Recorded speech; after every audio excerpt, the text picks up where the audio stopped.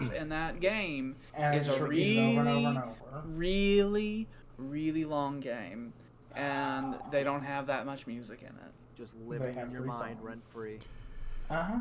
Oh, by the way, we're that live. they have like the loop a lot, so we are live. I have heard. People need to hear.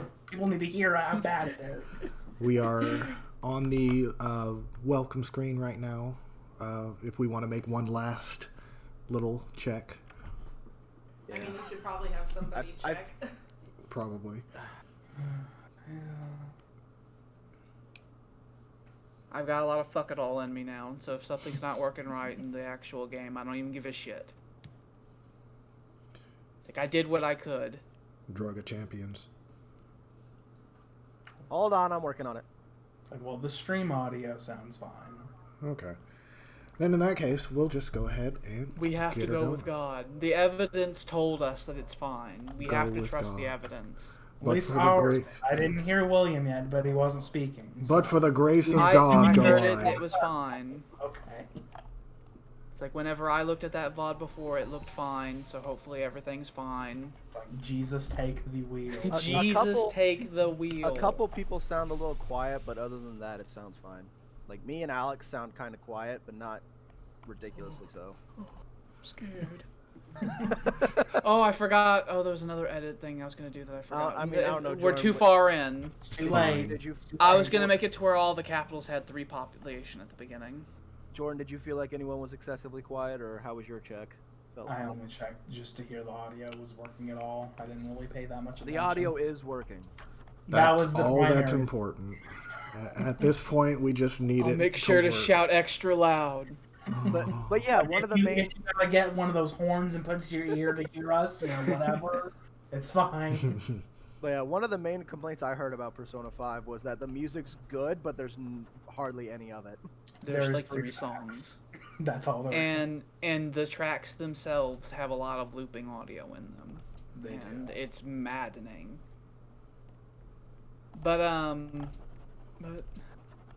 yeah.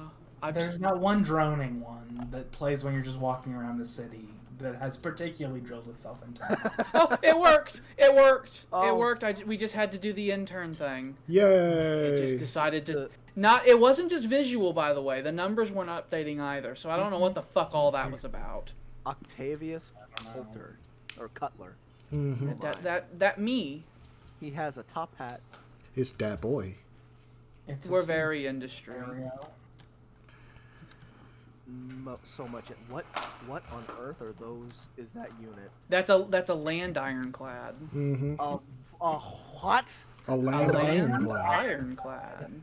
It is exactly what it sounds like. Oh, Industry. good. So I've met the Luddites. That's actually what they're called, by the way. They're not barbarians. They're Luddites. Is that like meant to replace tanks or like? What? No, it's like I'll show you the tech tree. It's all different. Oh my god. But here you can see you have technologies like economic imperialism and analog computers that create the difference engine and the analytical machine. You definitely said words. And the flyer, and then we have Lubaric, and then we have the land ships, Mm-hmm. and then we have airships, and land leviathans, and sky fortresses, and automated factories, and technologies like automata, and the Tesla coils, and the gospel of wealth.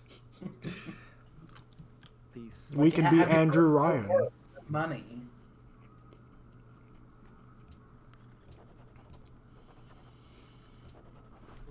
Oh, So everything's real different. Did I forget to get That is myself very building? different. Okay, just making sure. I'm certain something's going to be wrong. Eventually, I would Something like to get wrong in. must happen. Eventually, I'd like to actually get in on one of these playthroughs. This looks very interesting. Everything's different. I mean, I'd be okay with that. It's just it would take some getting used to. I'm just looking at stuff. But what exactly is the land ironclad supposed to be? Like, is it supposed to be a combat unit? It's kind of like a tank.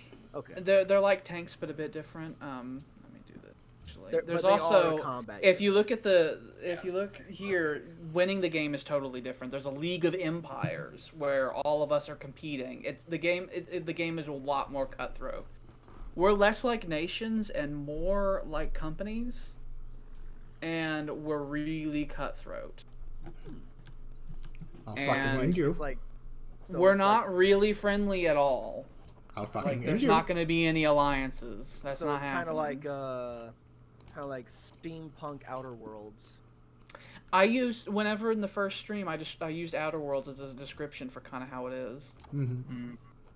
Where there's no real governmental bodies, everything's just owned by corporations. We are strong, like corporate nations, and It is the we must- libertarian dream, my dear. We must industry the shit out of the world. Does seem. There's a Ayn lot of Rand and buildings. Andrew Ryan are my role models. There's a lot of buildings that unlock later on that, like, there's a lot of buildings in this scenario that instead of increasing your percentage production, they just give you flat numbers, like buildings that increase your production by 4 and 3 and stuff. I kind of find it funny that everything looks so industrial, and then you have fur-clad scouts. Yeah. Oh, those scouts, they're not gonna last long because sure the they Luddites won't. will gun them down with a fucking Gatling gun. It's so bad. The Luddites are the worst thing that's ever been. and those are the barbarians, yes. Yeah, Mhm. the They're like Luddites. raging barbarians, but even more, and lots of them. Yeah, they really happen. There's about a 10-turn cooldown. Does and the game then- actually call them Luddites, or do Yep. you guys just call Yes. them? They're actually called Luddites. Why? Because they Because hate the- technology. Because in a steampunk scenario, the enemy is always the Luddites. In the steampunk world, I They guess I hate our haven't- industry. I guess I have not read enough. they hate our industry and they hate progress. Mm-hmm. They want to live out and hug trees and stupid shit. The wheel of progress So- must turn. So we have to gun them down. So we have to fucking shoot them. So we must. This is the way. We will do what we must. Because we can. For the good of all of us. The Luddites wish to break the wheel, but it is made of iron. Um. It is made of iron and driven with coal. Okay, I guess that's fine. Coal is everything. The black gold. That's oil. Yep. Coal, no, No, oil's not- useless. yeah. Oil's dumb and useless. The That- only use for oil is that it gives a production boost. That's so sad. Oil's dumb and useless. So is iron. Iron's dumb and useless too. Oh, that's Coal is king. It's like coal is king. coal, lubaric, and Ethereum are the resources. Okay, so there's some form of magic. It's like, Luboric is spicy metal. yeah, it's Icy metal. Mm-hmm. and then Ethereum is a metal that's lighter than air. And what exactly do those give you? Ethereum is used to produce airships, and Lubaric is used to produce the land leviathans. Those sound scary. They are. They're quite They have a scary. strength of like 85. I kind of wish now this is like, even though it's all industrial, which it does sound really cool. I kind of wish there was a faction you could play as that was just strictly magical for some reason. That's the thing in Civ 4. There's a scenario that has like an RPG mode. Like I feel like that would actually be a I'm cool here. way to. Dumbass. I feel like that would actually be a cooler way to have Luddites. Like have actual barbarians, but then the Luddites be a faction that small uses island. just like magic and stuff. I will warn you, Small. Jordan. If they wanted to, it's like right now with how powerful the land ironclads are and how weak our starting cities are, either one of you could potentially rush the other's capital and take it, like in a turn. I feel I need to do that because I feel if like, I why let are you them build questioning it? themselves up- But they got hills, and if their land ironclads are there, then you're gonna fight them and you'll lose, and then you'll have none, and you won't have the production to replace them, and then you're dead. It's a risky little gambit you're gonna have with the Dalmies. Yeah. I feel like you need to get down there and just crush them. Also, you're losing your no money. Crush them. It's fine. Crush them underneath Have your a gold boot. mine. It's like you will have a gold mine eventually. Take your boot and just crush them under it, Jordan. They don't need to live. Your It's progress too is small of what- an island for 2 civs. Your progress is what's important. It's true. Hopefully there are other islands nearby that you can start colonizing as well. That'd be nice.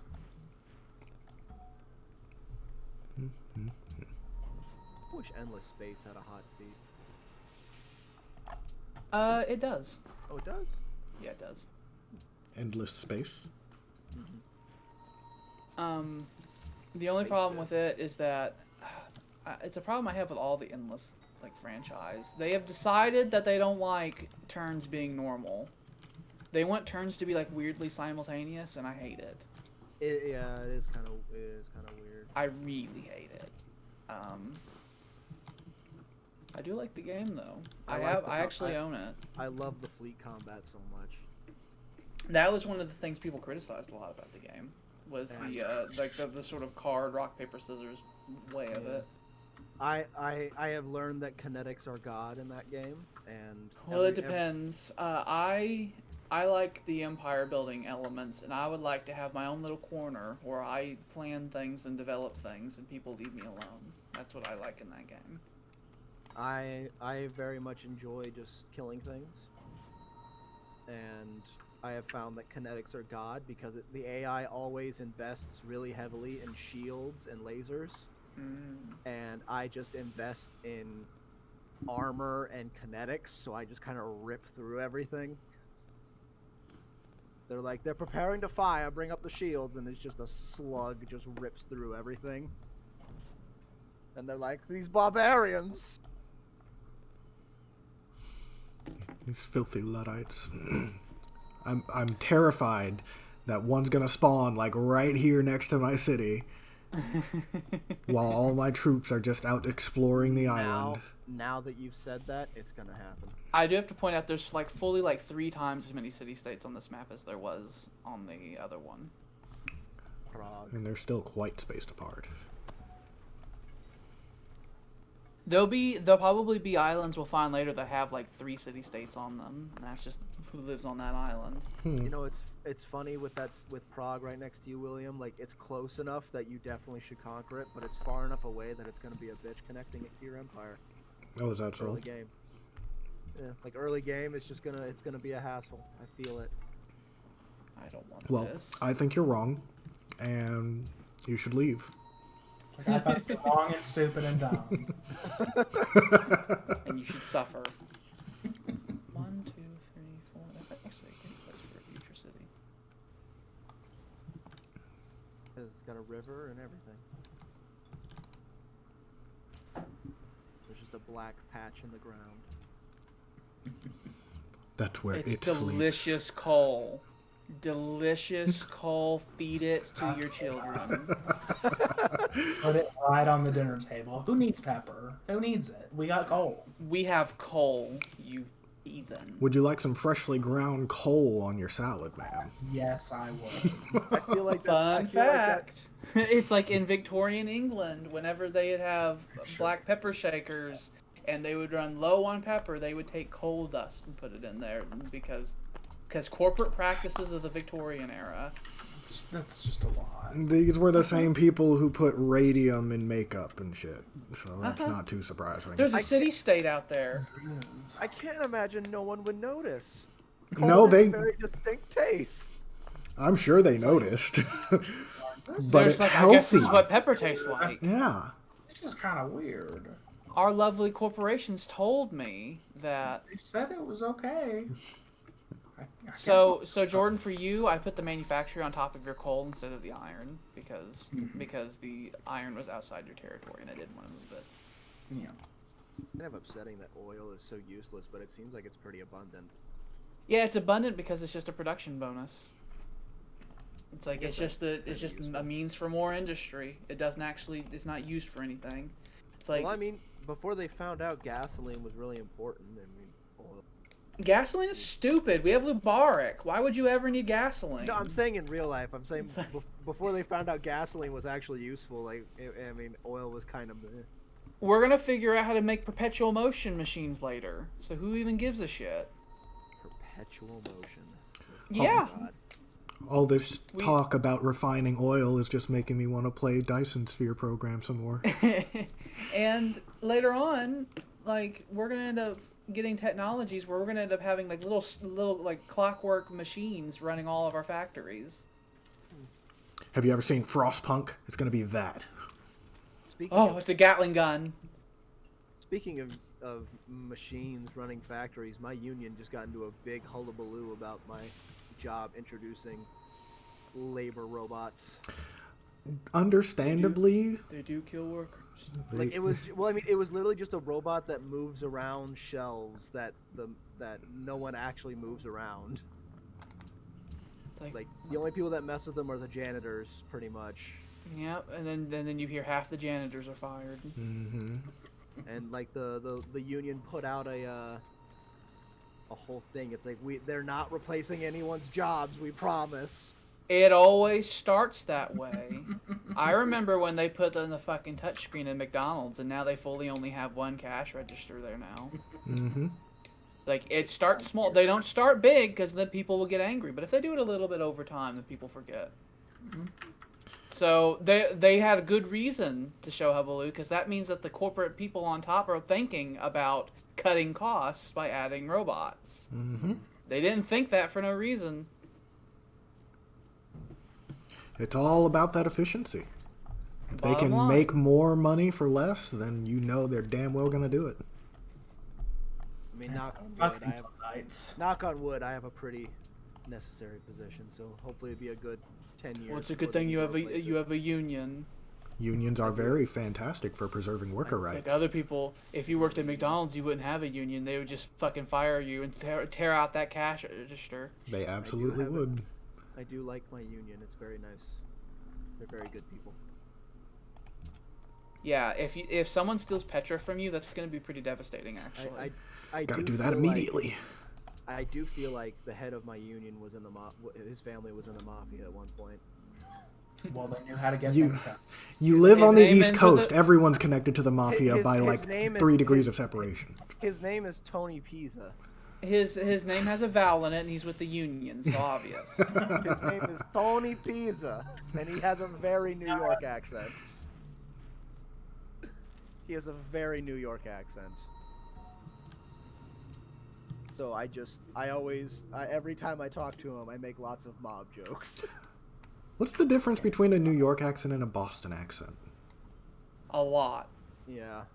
A whole lot. Pissed off a whole lot of people. I'm sure I just did, but Like, how dare you? just The like right thinking level- them in my head, they just sound similar. Have you ever actually talked to anyone from Boston? In New York, No, no I one can't would say ever. I have.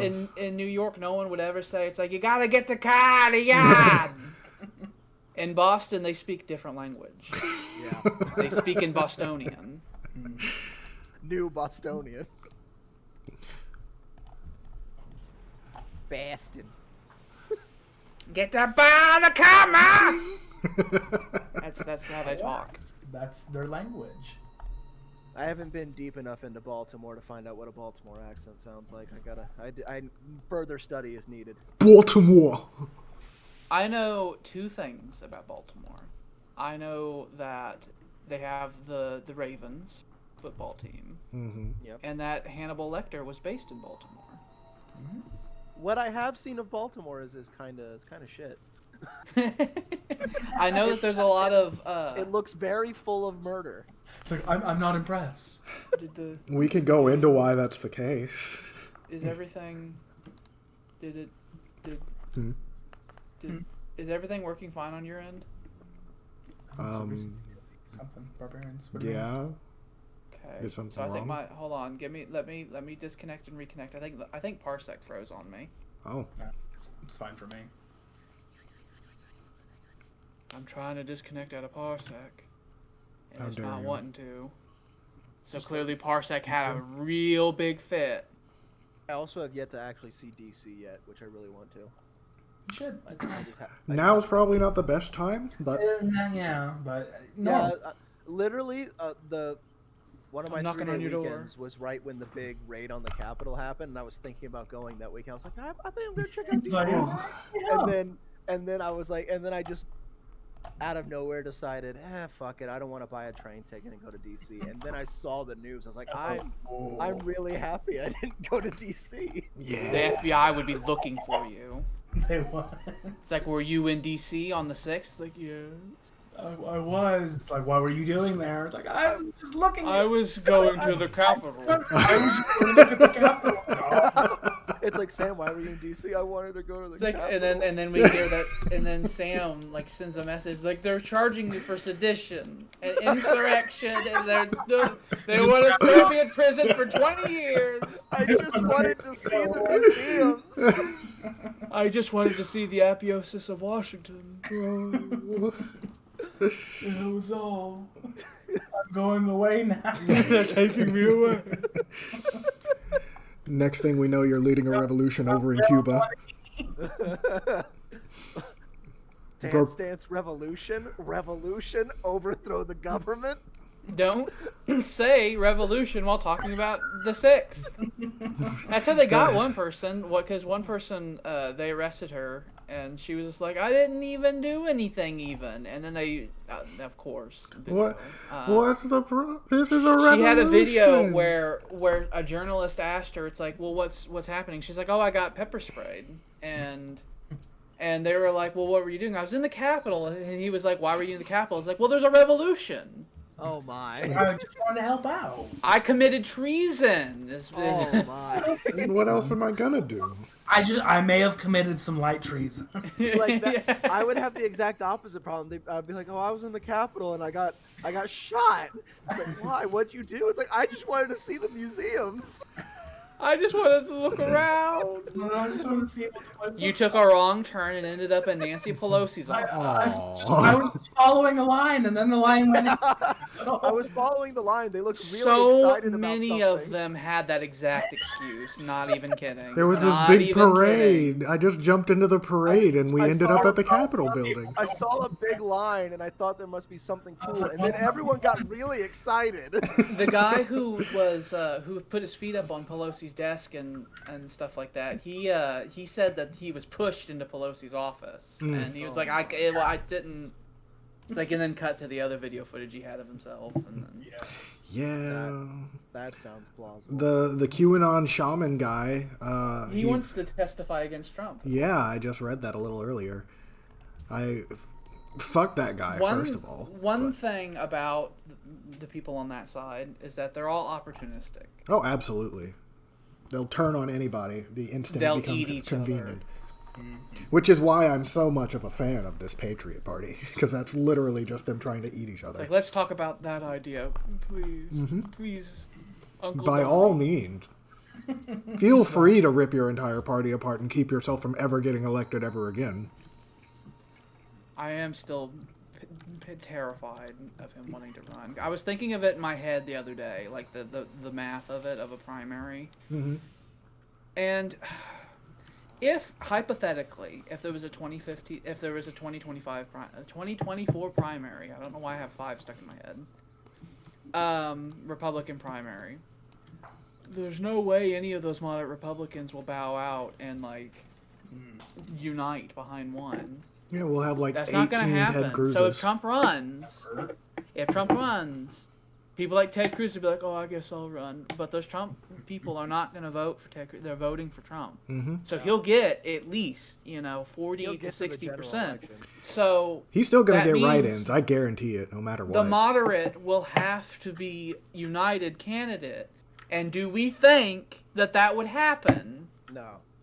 It's like, is fucking, like Larry Hogan and others, are they all going to say, okay, we got to stop this? Or are they all going to be like, oh, we'll all run and it'll all work out? I think we're not even really going to be able to know until maybe like another year, maybe 2 years, so that we can see what they actually end up doing after all of this stuff that's going on. Oh, Lord. We knew how the primaries on our side were going to go, like, well before they happened. Yeah, I remember after 2018, like, the election happened, literally, there were messages Jordan and I sent to each other, like, in mid-November 2018, where we're like, okay, let's talk about 2020. And we hit it right on the head. The only thing we got wrong was that we thought that Pete Buttigieg would do better than he did. Yes. We were both expecting him to be a thing, and We had also predicted that Harris would be one of the top contenders, and she dropped out before the voting happened. But you see, But then she did show up later, so you know. It's but then fate decided that we were actually correct. She did just in a kinda different come back. way. Oh, okay. I remember while I was in the military, I was seeing a therapist, and it was. I really turned fun. my audio up on my headset the moment you did that little cough, by the way, and it was like really jarring inside me.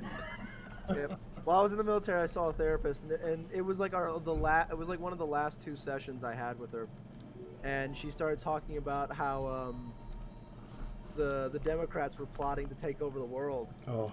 Oh, I don't like this therapist. No, we had not spoken at all about anything politically. Like the whole like couple months I was seeing her, and then all of a sudden she brought that out. I was like, oh, no, that's a very interesting. I'm glad I told viewpoint. you all my secrets. I was like, that's a very interesting viewpoint, and she was like, yeah, and she's like, oh, and I think. And why do you think that, Mr. Therapy?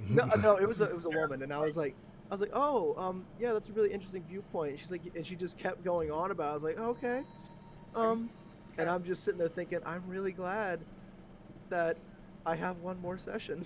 Here's the thing that really worries me. She listened to you and your like psychology, and she felt that you were okay hearing that bullshit. My whole time being there was literally just about my marital issues. It's like there's something about your mind where she's like, I can say this and it's all right. Because I know she wouldn't have that response if she heard my mind. I know she'd tell me to leave. And she'd recommend you find a different therapist. There was never a smidgen of political talk. That's Ever. what you think, but but what you don't know is that everything is political, and I can prove that very quickly. Yeah. Politics is everything. Politics is everything, and everything is politics. My empire will be built upon salt, by the way. I do my best to not be involved in political issues. You can try. That's a political statement. That Right? is. Yeah, it Oh is. no. It is. Indecision is my decision. Do you know what politics So you is? support Trump, is what So you said. support Trump. You voted for Trump. I did not. You did. If you don't vote, I did vote. I've mentioned this several times. You But- said you voted, like, but did you? Are you but sure? did you vote in 2016? The previous election, no. Here. Oh, there. You see, we had 4 years of trauma that we didn't need to have. In his defense, I feel- I did not vote in the 2016 election either. Oh, we've been hit with rusty fish scalers for 4 years, and that wasn't necessary. It didn't have to happen. I was. Knowing what I know now, I agree. It's not like he won by some landslide or something. Uh-oh. And it's not like him being horrible was a shock. We knew he was going to be really bad and was screaming about it for years. It's like June 2015. It's like somebody just coming at you with a knife, but they're like from a football field away, so you're just walking up to you. And Jordan and I are just like, surely someone will stop him. And then everyone's just like, He just keeps walking. It's like, he's so far away, I'll never get there. He just keeps walking. I remember when whenever the voting started happening, and I was just like, no one's gonna vote for him. He's not. we had a very different opinion about election No one's day gonna actually 2016. vote for him. And then I They heard like, started with later, abject terror. and then We- later they're like, oh, he got elected. I was like, oh, he did. Jordan and I went into 2016's election day fully saying it's 50-50. And we knew it was 50-50. That was the best we could give. It's like, it's a coin flip. Like, New York Times was telling us that Hillary Clinton had a 93% chance of victory, and you're like, they're on drugs. It's like, they don't see what's real. We've I- seen the truth, and we know I- that this is 50-50. I will say, being in the military is what made me just not want to be involved in politics. Because you just kind of have this, you just learn to have this thought process of no matter what I want, I will get fucked over. So why even bother? That's not Yeah, and you good, know Republicans though. love it when people join the military. They're like, yes. Because you see, I have to emphasize, one of the Republicans' main goals to win voters is to keep as few people voting as possible. So if you decide you're not going to vote, you're voting Republican. Yeah. Oh my.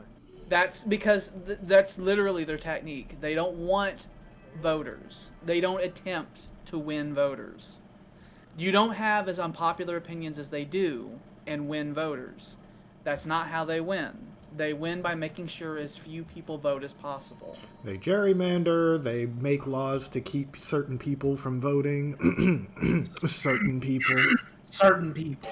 Certain people on accident, on purpose, on accident. Mm-hmm. In certain neighborhoods that are historically of a certain way. They make it hard to vote. They put laws in place so that you can't use certain IDs. And it's not just like southern states. It's anywhere Republicans are in power. It's a strategy. So whenever someone decides, whenever you have some young piece of shit who's like, I don't feel like voting, it's like, oh, well, you're a Republican. Congratulations. And I would also like to circle this back because this is one of my foundational statements. Ronald Reagan is Satan, or was Satan incarnate. He's the origin of a lot of bad stuff. Yes. A lot of roads lead back to Reagan. All roads lead to Reagan. My father is a screaming Republican, and whenever whenever I'm around him, I just kind of just smile. Is he a cultist? Oh, he's very. Okay. He's very. There are some Republicans that still exist. There are Republicans, and then there are cultists, and some of them aren't the other. They're not. It's not guaranteed. No, don't get me wrong. All Republicans should be frowned upon. Oh, you found him. It's like all Republicans should be frowned upon. And it are is a wrong. social ill that must be corrected through social measures. But there are some who you can speak to, and it's like, oh, you were insane.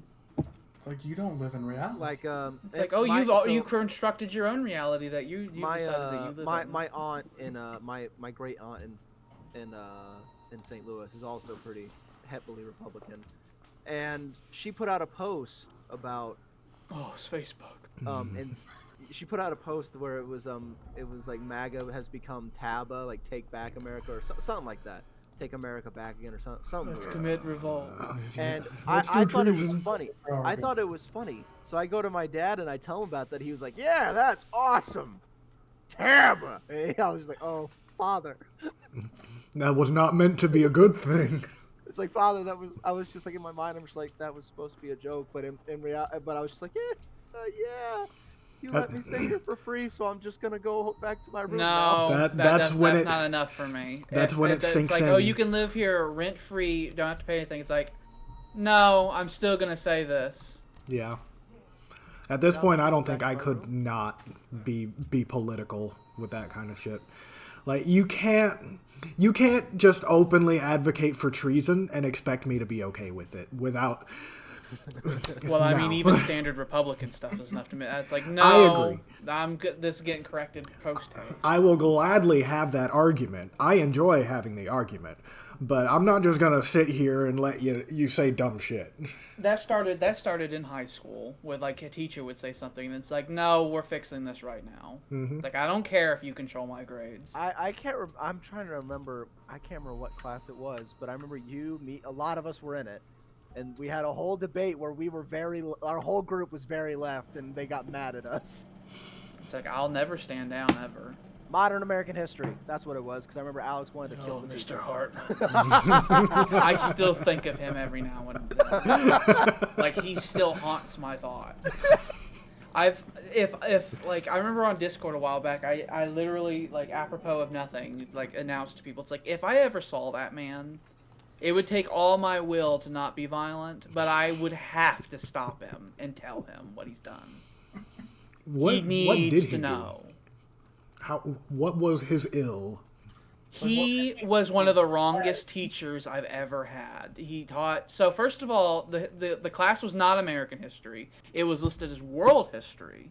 Oh, was and when it? we got in, he said this is American history. So let's just start from there. So we signed up for one class, got in. It's like, no, even though it said it was about the world, we're only going to be paying attention to one particular country. There's only one country in the world, obviously. So that's where we're starting from. So there were many, many times where he was cripplingly wrong. But the one that sticks out in my head that I think about sometimes when I go to bed I very much tuned him out. is for the whole entire class. is when we got to World War II. So I am more of an expert on World War II now than I was then, and even then I knew more than a lot of the fucking teachers teaching that shit. Mm-hmm. And he got on this soapbox and gave this speech at the beginning where he was talking about how every year I have these students who they say the Nazis are so fascinating. And he's like, I'm going to tell you now, they're crazy. There's nothing special about them, they're crazy. And I'm like... I think those are separate things. So, okay. It can be both. If you believe that the Nazis are unique and crazy, then the idea of Nazis happening now in America is less likely. Mm-hmm. Which is a wrong thought. My thoughts are they are interesting because of how extreme they are, and that you should analyze them so you can learn about them. Because if you learn about them, you can witness them when they happen in front of you. And possibly prevent it. This would be very prophetic in the years after high school. Mm-hmm. But he gave this whole speech. A lot of things you said in high school were prophetic. And it made me so cripplingly infuriated. But at that point, I hated that class so much. It was a history class and I was failing it. Mm.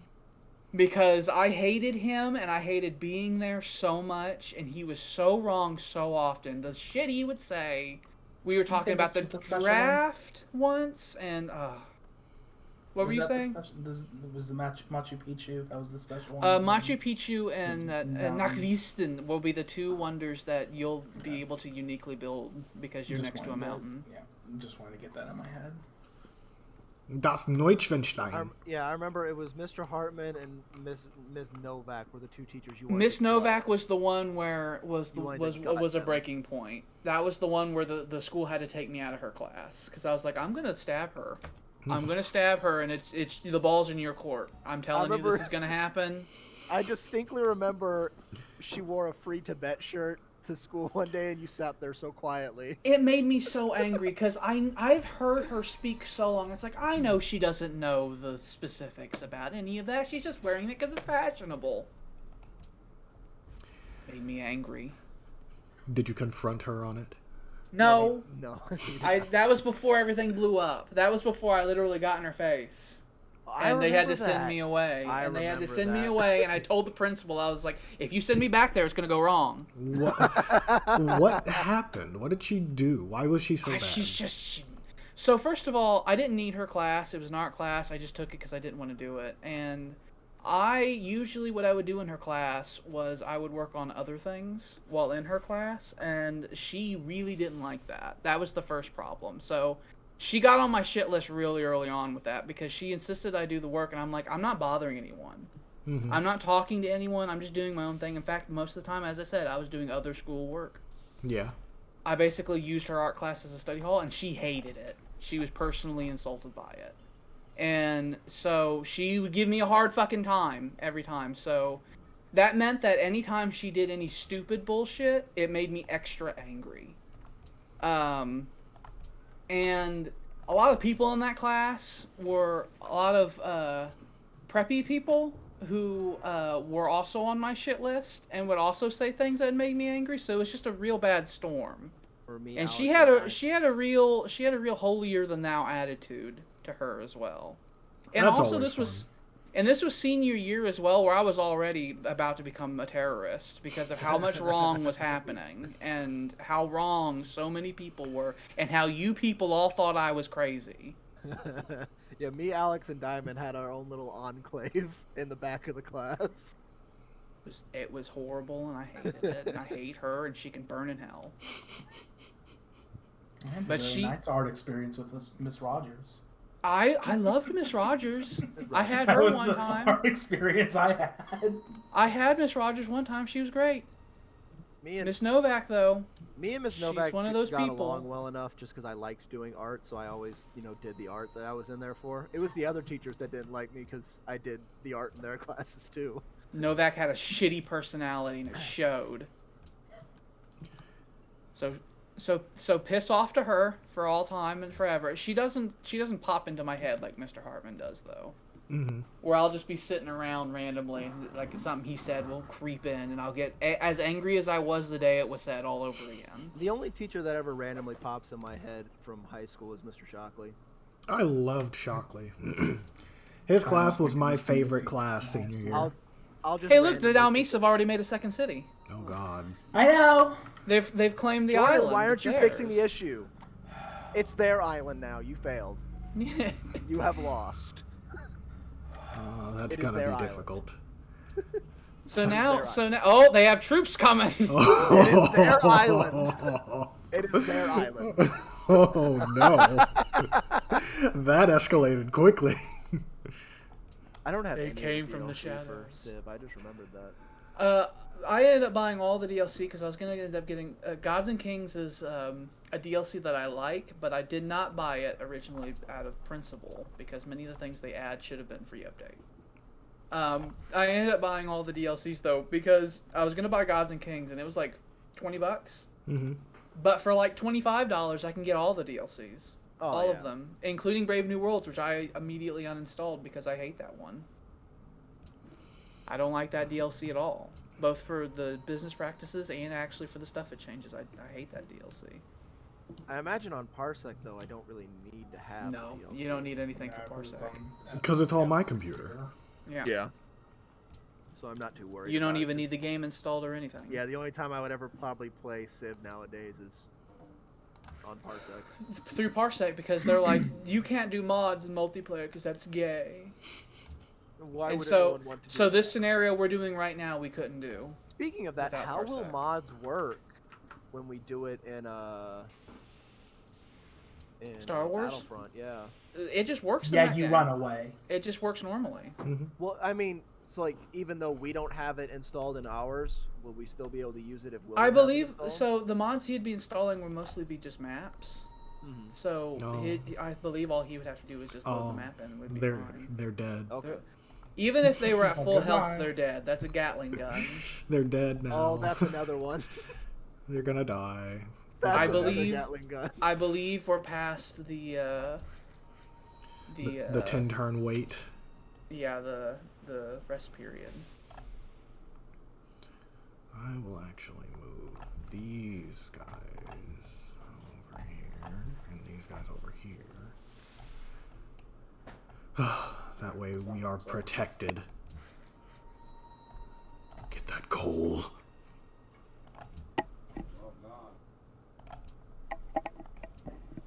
All right. All right. I'm gonna have to in a minute start making some food, but it's not. If anyone was trying to speak to me, I apologize. I had to get more coffee. No one wants to speak to your musty ass. Oh, fine, fuck you, bitch. Why are you offended? Are you musty? Have you applied deodorant to yourself today, boy? Not today, no. Oh, then you are musty. When you said, "Are you musty?" I said I might be. I put on deodorant. I put on deodorant right before I go to work. I do have to point out that right now Good. the most economically distraught of us is Jordan, and he's the one that has 2 gold mines. Hey, you've Oh. William is just right over there. He's You just are right rather- over across the road. We're rather close. But yeah, I put on. I do all my cleaning up right before work. I've taken a shower today, It looks as though you may need some assistance, friend. and I don't want to hear about being musty from you, William. Considering I have seen you go a full couple days without bathing before. Or look, What's wrong with you fucking people? Look. Bathe every day. I don't bathe every day because Calculating the that's- reasons. No, I Like, don't bathe. what reason will do well? It What dries will out work? my skin. It dries out your skin, and Yeah, you don't have to do it every day. No, I in the bathe. winter- I in the bathe winter, every other day. Yeah, I in the usually winter, do. I bathe every. Yeah, in the winter I bathe every other day in the winter because my skin dries out in the winter terribly. I get ashy as shit. I already bathe- get ashy as During shit. the but- summer, I bathe daily, but not during the winter. I bathe every other day because I consider bathing every day a massive waste of water. In my opinion. I mean, your skin needs like you oils can- on it, and you rub can- those off every time you take a shower. There are some statistics that you can look up about like how much water the average American uses. Oh yeah, And that's that's because the bathing daily thing's actually kind of more of an American thing. Hello. That's one of the causes of it. Yeah, the rest of my cleaning myself up I do right before work, so no, I haven't. Declare put on war. deodorant. I haven't No. put on deodorant or brushed my teeth yet. Oh, Oh, that it's not weird, here. that weird diplomacy thing's Oh happening. yeah. Uh-oh. Oh, It'll I'll just be have to fixed go all then. the way on its own. Okay. That has nothing to Doesn't do with trigger any that mods we're wiki doing. thing. That's just a Civ 5 weird thing that happens sometimes. Yay. I found a child's map.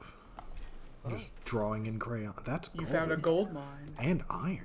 It's just That's production, but that's gold. gold.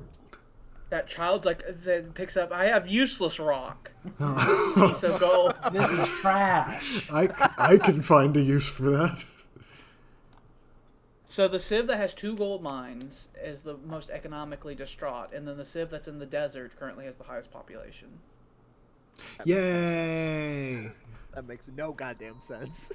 My are my empire's prosperous gonna run on people. salt because because of my bonus, salt will give me money, but salt will give me money, food, and production. So my empire will run on salt. We have tasty food. If You you can all keep eat- your meat good for longer, then you should fucking do it. Good for you. I have to note down this coal supply I've discovered down here. We'll be coming for that later. The last time I ate salt pork. Oh god, salt pork is something. Don't they just leave it in the brine for like a week or some shit like that? No. Okay, so actual salt pork, it is dry salted, like the way you store it. Mm-hmm. So you put the pork down and put a layer of salt, and then you just like lasagna stack it. It's Mhm. pork, Oh. salt, pork, salt, pork, salt. Way. Just leach the And then- fucking And water then out. you seal it in an airtight cask. Oh wait, You and can yeah. if And- you upgrade those archers, by the way, they'll eventually become Gatling guns. you do fill that with We don't water. have Excuse me. money. So you pack it all dry, and then you do fill it in with water, and then you seal it airtight, Mm. and it just soaks in there. But the salt keeps any bacteria or anything from building up, and it keeps forever, basically. But you have to take it out, boil out the salt.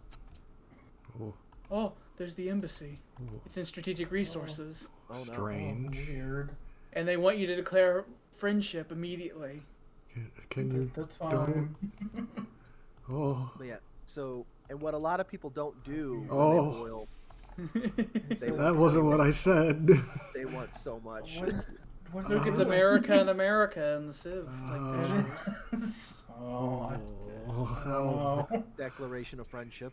okay. He'll go. Never He'll saw that. it'll go away, and if it doesn't, we can save and load, and it should go away then. But yeah, what they do what a lot of people neglect to do when they boil out salt pork is you have to do it several times, Uh-huh. and people don't. So they'll like boil it once, and they'll be like, yeah, now let's strain it, and then we cook it, and then you try to eat it, and it's just like, "Bleh." You like salt? Yeah, You it's like like- you like a little pork with your salt? it's like Julius, that big pile of salt. Oh, it needs It's not. salt. It's not. It's not gonna be. You can save it right now and load. Sure. Get you the gout. You have that authority, so save it over industry The disease of kings, the and gout. then load. Mm-hmm. All of our Civ leaders look like they suffer from gout. They probably do. My Look at Taekwondo, him. my He Taekwondo clearly- instructor, my Taekwondo instructor lied about having gout to get out of work. I have gout and a club foot. Well, let's see. They were like, "Hey, we need you to come in today," and he was like, "No, I can't. I He'll got go the away gout. eventually. I got the gout. I can't come in today. Gout's flaring up." It's like any other time we've had that weird diplomacy thing happen. It's just gone away on its own. What weird diplomacy thing? The little pop-up menu? It doesn't. It just doesn't work. It's Oh. correct. Oh. It's like overlapping. It doesn't It matter wants if it's to a player be or if it's Mhm. with the AI, but it's like everything is broken. It happens sometimes. So you can't use it. Yeah. Nah, you can't use it. Well, you need to kill those people. Oh, they ran away. They've been doing it over and over. They're doing a show of force. Next time they come over there, you should just light them up. Just eradicate them. You can It's like, try. do you want a war?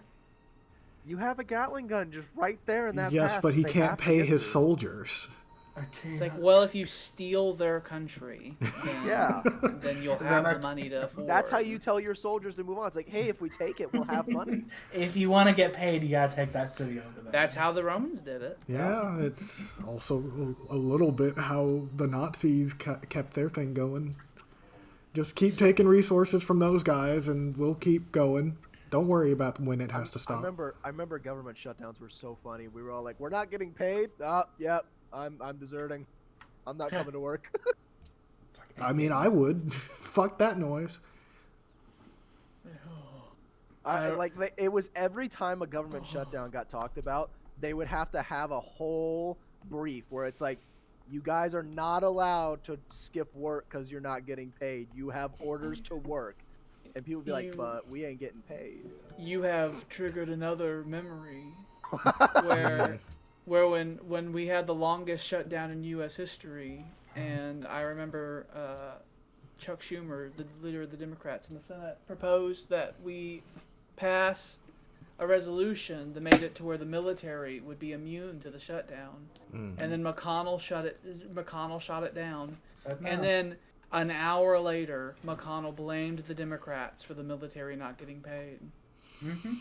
I watched it happen in front of my eyes, and then the Yep. media just sort of went with it. And I was like, Most of us had Navy Federal Credit Union, and Navy Federal Credit Union insures your paycheck. So they pay you regardless, and then all the back pay you get, they just take it to pay off that debt. I watched McConnell shoot it down So And then right in front of me. and then do that. And then he's like, and then the Democrats are making sure the military can't get paid. I remember that And happening. I'm like, that's I hate it. Trump did the shutdown and McConnell blocked it, but yet we did it. I guess I had no idea. that's another reason I just don't even bother with politics. But McConnell's in power because you don't bother with politics. You fuck. Why? You have reached the crux of the matter. He got in power in 2014. Did you vote in that election? No, you didn't, because that election had 32% turnout. It was also in Kentucky. But he came to power because that's the year when the Republicans took over the Senate. That is If true. he hadn't taken over the Senate, he wouldn't have been able to vote. He would have been a fucking random ass senator from Kentucky, and who gives a shit? That is very true. Well, they're no longer the majority of the Senate though. So For now, There's a midterm in 2022, and you're not gonna vote. You've already said 4 times that you don't care, and so we're gonna lose, and then it's gonna happen again. It's gonna be real bad, and you're gonna be like, "Shit, I wonder why it's bad." And then 2022 after Biden's presidency, he's not going to be able to do anything, and so because of that, they're not going to vote in the next election, and we're just going to. And it'll just loop like it did with the Obama years, and then another Alex. Trump comes in 2028. 2022 Alex just gonna show up at my door with a gun. It's like, come on. oh, you're you voting. have no idea. We're gonna be just as aggressive about whipping the votes in 2022 as we were when Trump was on the ballot. He'll be like, come Have here. to. He'll be like, come on, Sam, you're voting. It's election day. Everyone's voting. In Maryland, it's like, come on, it's time to vote. I'd be like, but I'll gotta tell go. you your voting day. I'll tell you who's on the ballot. I'll be like, but I gotta go to work. He'd be like, no, you can call in. I hate vote. the I'll fact call- that the American I will system call does the not. governor of Maryland, Larry Hogan, and tell him that he needs to allow people to vote. I fucking hate that our country does not make Election Day a federal fucking holiday. There's no reason that it should not be, and the fucking Republicans are the only reason that it is not a federal holiday.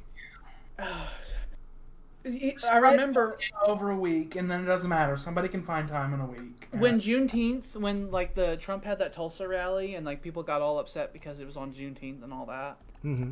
There was a Republican who came forward and he was like, "How about we get rid of Christopher Columbus Day as a holiday? We make Juneteenth a holiday." And it was a Republican suggesting it, trying to score points. And I was like, actually, that's when I would get into the Congressional Black Caucus. I was like, hold on, before you take that bait. It's like, actually, how about we throw away Christopher Columbus Day and we make Election Day a national holiday? Because the reason Republicans always stated that they couldn't do that was because, we have too many holidays. And if you add another federal holiday, it's going to hurt, the economy. reason they pulled out That's of the reason that they say. So it's like, oh, so if we're swapping days. We've had the same amount of holidays forever, obviously. So if we're talking about swapping days, I know which one we'll do, and I have a feeling the Congressional Black Caucus will be fine if we just kick Juneteenth down the road and not give a shit. Yeah. Because, I mean, we can get to that bridge whenever we already have all the, electoral districts that will be won just by getting more people out to vote. But the no only one. holidays I get are Labor Day, Memorial Day, and the 4th of July. But no Democratic congressman saw that. They didn't see that opportunity, and no one took it. Because a lot of people don't know. And I would have screamed on CNN every day. I want to be one of the people who can actually be the no and tell people the no and say, do this because otherwise this will happen. We can predict a lot of stuff. Wow. So the next election I got to care about's in 2022. Every 2 years. Okay. I can't off the top of my head. I can't think of any important election going on that's critically important because I can't remember if the senators there or anything. Maryland tends to keep its head down. But off the top of my head, you're gonna read some horrible name. Maryland was blue this election cycle, right? Yeah, they're one of those northeastern states that has a Republican governor but vote Democrat. Yeah. Weirdos. The weird state. people, Larry weird Hogan and Charlie Baker in Massachusetts, and Snoo. I don't remember his name. The governor of New Hampshire is another one that's a Republican, and Vermont. I do want to go see New York while I live in this area too. I thought Vermont was like blue. Ben Cardin and Chris Van Hollen, they clearly have their heads down because those names don't fly to my mind. It's like Vermont is incredibly blue, actually. That's the state of Bernie Sanders, in case you forgot. Like, Vermont has been the most progressive state in the Union since the Union was a thing. They've had a Republican governor for quite a while now. They were the first state to outlaw slavery They're within their one constitution. Of those northeastern states who think that the governor must be a Republican for some reason. It's a rule. It's in their constitution. They gotta have a Republican as governor, even though every other position is Democrat and the legislature's Democrat. Fine. Yeah, voting Democrat, everything else. But the governor has to be a Republican for some reason. It's such an inefficient system. All of them do it. Massachusetts, Maryland, Vermont, New Hampshire. New York likes to flirt with it sometimes. Mm-hmm. They're all wrong for some reason. I do want to go see NYC while I'm here. That's something I want to do. Well, right now it's a plague zone with death everywhere. True. A train ticket only costs like $10 to go up there. There's a reason. Pretty much. Yeah. So little. It's like the mayor's like, don't come here. We can barely care for the ones Just stay dying here out. already. The hospitals are full. Stay away. If you get shot, no one can help you. Hospitals in New York are full. LA's full. I don't think the hospitals here in San Diego are full, but I've heard that it is bad. I was saying Monaco is cold. I was saying that we keep comparing them to like wars and tragic events, like the COVID death toll. Mm-hmm. And I remember it's like the day it passed 9/11, that was a big deal. But it was like 9/11, and then people were talking about it's like, oh, we've surpassed the deaths in Afghanistan. It's like, oh, we surpassed the deaths in Vietnam. Now World War II. I was like, the only real hurdle we have left is the American Civil War. Yeah. After that, COVID's on a new plane. Like, I don't even think we lost this many people to the Spanish flu. This year it's the number one cause of death. I believe it. I mean, not this year, but in 2020. It surpassed. It's Wow. wrong. Okay, goodbye. We do know that I believe one surefire way to fix it is to quit back to the main menu. Actually, it was either quit back to the main menu or restarting the whole game would fix the diplomacy. Restarting the game itself. We have no real need to do diplomacy in this menu, so we're not going to be trading with each other. So Yeah. our resources are our resources and no one else's. Okay, I'm gonna start. After I do my turn, I'm gonna start making my food. So I will try to come back and forth when I can. I'll turn off my mic, but like make it so that the audio will play through the speakers, so I can hear if you people start shouting for me. Very well. This is acceptable. I really should have gotten a Bluetooth headset. I want to set up. I want to set up another city. But if I do it here, I can have a canal. But if I do it over here, I can actually use these resources.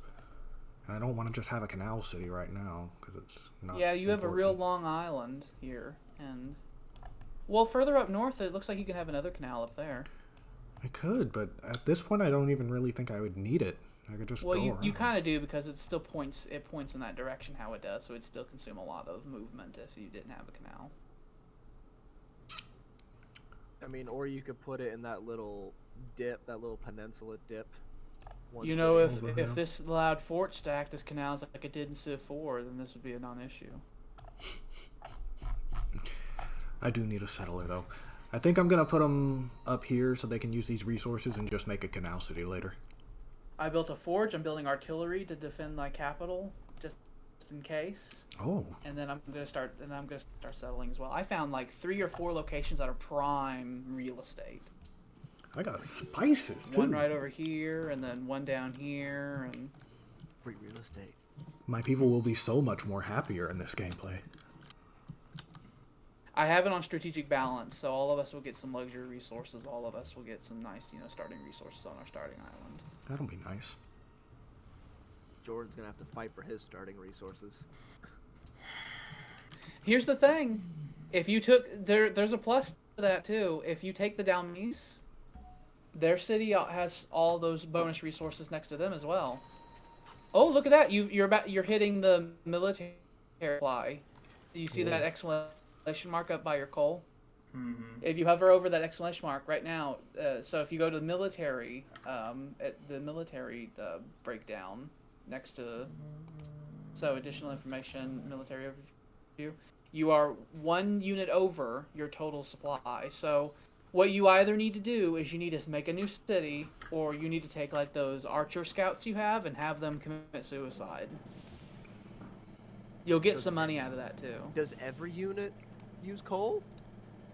No, every unit. That's the standard Civ game mechanic of supply. That's normal. Every unit, including workers, consumes some. Consumes coal? No, military supply. Oh, okay. So you'll need to probably make another city soon, or take the take one. Delmies. I'd Or like to take just one. pick them. What I would like to do is I would like to look around and either see if there's a mod that does it, or see if there's some slight file editing I can do to make it so that we don't get supply bonuses from number of cities. The base is always 5, but I would like it if it was just base plus population. That would restrict some of the size of militaries we can have and make it more reasonable. That's actually the way they do it in that World War II mod for Civ 5. You just need to kill them, Jordan, right now. I mean, you could probably collapse on that 1 unit sitting on that hill and get them down to maybe a little less than half health. They have 2 land ironclads still, though. Mm-hmm. And if his land ironclads are damaged and the Dalmese's ironclads are not, then he'll lose. If you launch an all-out assault, you might be able to break their line down at least a little bit. But since you're above You would your have to- military thing anyway, If he doesn't have the ironclads to combat their ironclads, then he's literally, it's a gamble on totally losing. Because the ironclads can wipe out infantry very quickly. And Gatling guns. They're fully twice as powerful. It's getting to be a lot, though. they are right on your border already. You gotta strike first. Yeah, you need to, like I said, you need to make another city so that you can have enough supply so that you can outspend them. You need to get the free speech social policy so that these units would all be free, and then Strike you'll be first, able to strike hard. out economy them, and then just out of sheer power you'll be able to overcome. Strike first, strike hard. Hello. His name is Bismarck of Germany. Oh, I don't think wants to that's your talk. real He's probably name. asking for I wouldn't Embassy? even accept the proposal because it might crash or something. Okay. I would just don't talk to people. Don't talk to them. Don't talk to strangers. I don't like strangers anyway. They're evil. Stranger danger. Stranger danger. I got spices. They're evil. They want your resources. You might as well be Luddites for all I care. Everyone's speaking a of Luddite which. but you. It's true. We are the educated and enlightened few. We must spread our ideology across the We are the- world. We are the educated and enlightened few. Shows up with archers. Take aim and fire. We've got pointy stick. Pointy stick go pew pew. I found a Pointy lot stick of go natural wonders. Mount Sinai. Mount Sinai is kind of useless because it gives faith and religion's not a thing in this Jews, scenario. they're here. The Jews. Here to collapse our economy, I say. With your improper lending tactics. Either Goku's awake or the Jews are here. Either way, my pantry is not full enough.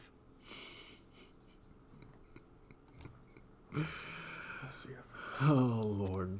I haven't watched Team 4 Star in so long, but I still love them so. Same. Last thing I watched from them was the Cell Saga. Yeah. And they're no longer gonna make any Dragon Ball Z abridged. What are they doing now? They actually are making original anime now. Oh. Good on them. They are making their own original anime. That's pretty freaking dope. Good on them. So, yeah. They're moving on from Cool. abridged series, which I'm very upset about because I just want them to make abridged series because they're funny. Stay the same. Never change. Play the hits. I mean, and honestly, No. like, I watched their 2 original anime, and I was not impressed because they weren't as funny as just their abridged series. Be had a bit of funny. I demand it. Well, yeah, I was like, you guys are comedy writers, and these don't seem like comedies right now. I'm kind of upset. Do what I like. I mean, I've heard they're actually pretty good now. I only watched like the first 2 episodes of each. I've heard they've gotten a couple episodes further, and they're not bad. They're pretty good. Well, I just have to say, if you don't like what they do, why don't you do it yourself? Quite the argument you have there. I hate I that know, argument right? so much. Like, we shouldn't criticize anything. There should be no critique. None.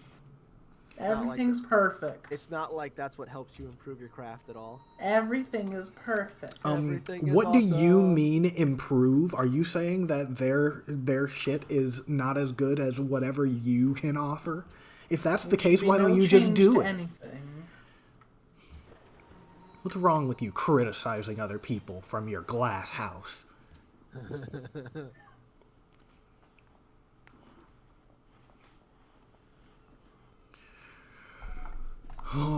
Oh, my scout has been gatted down.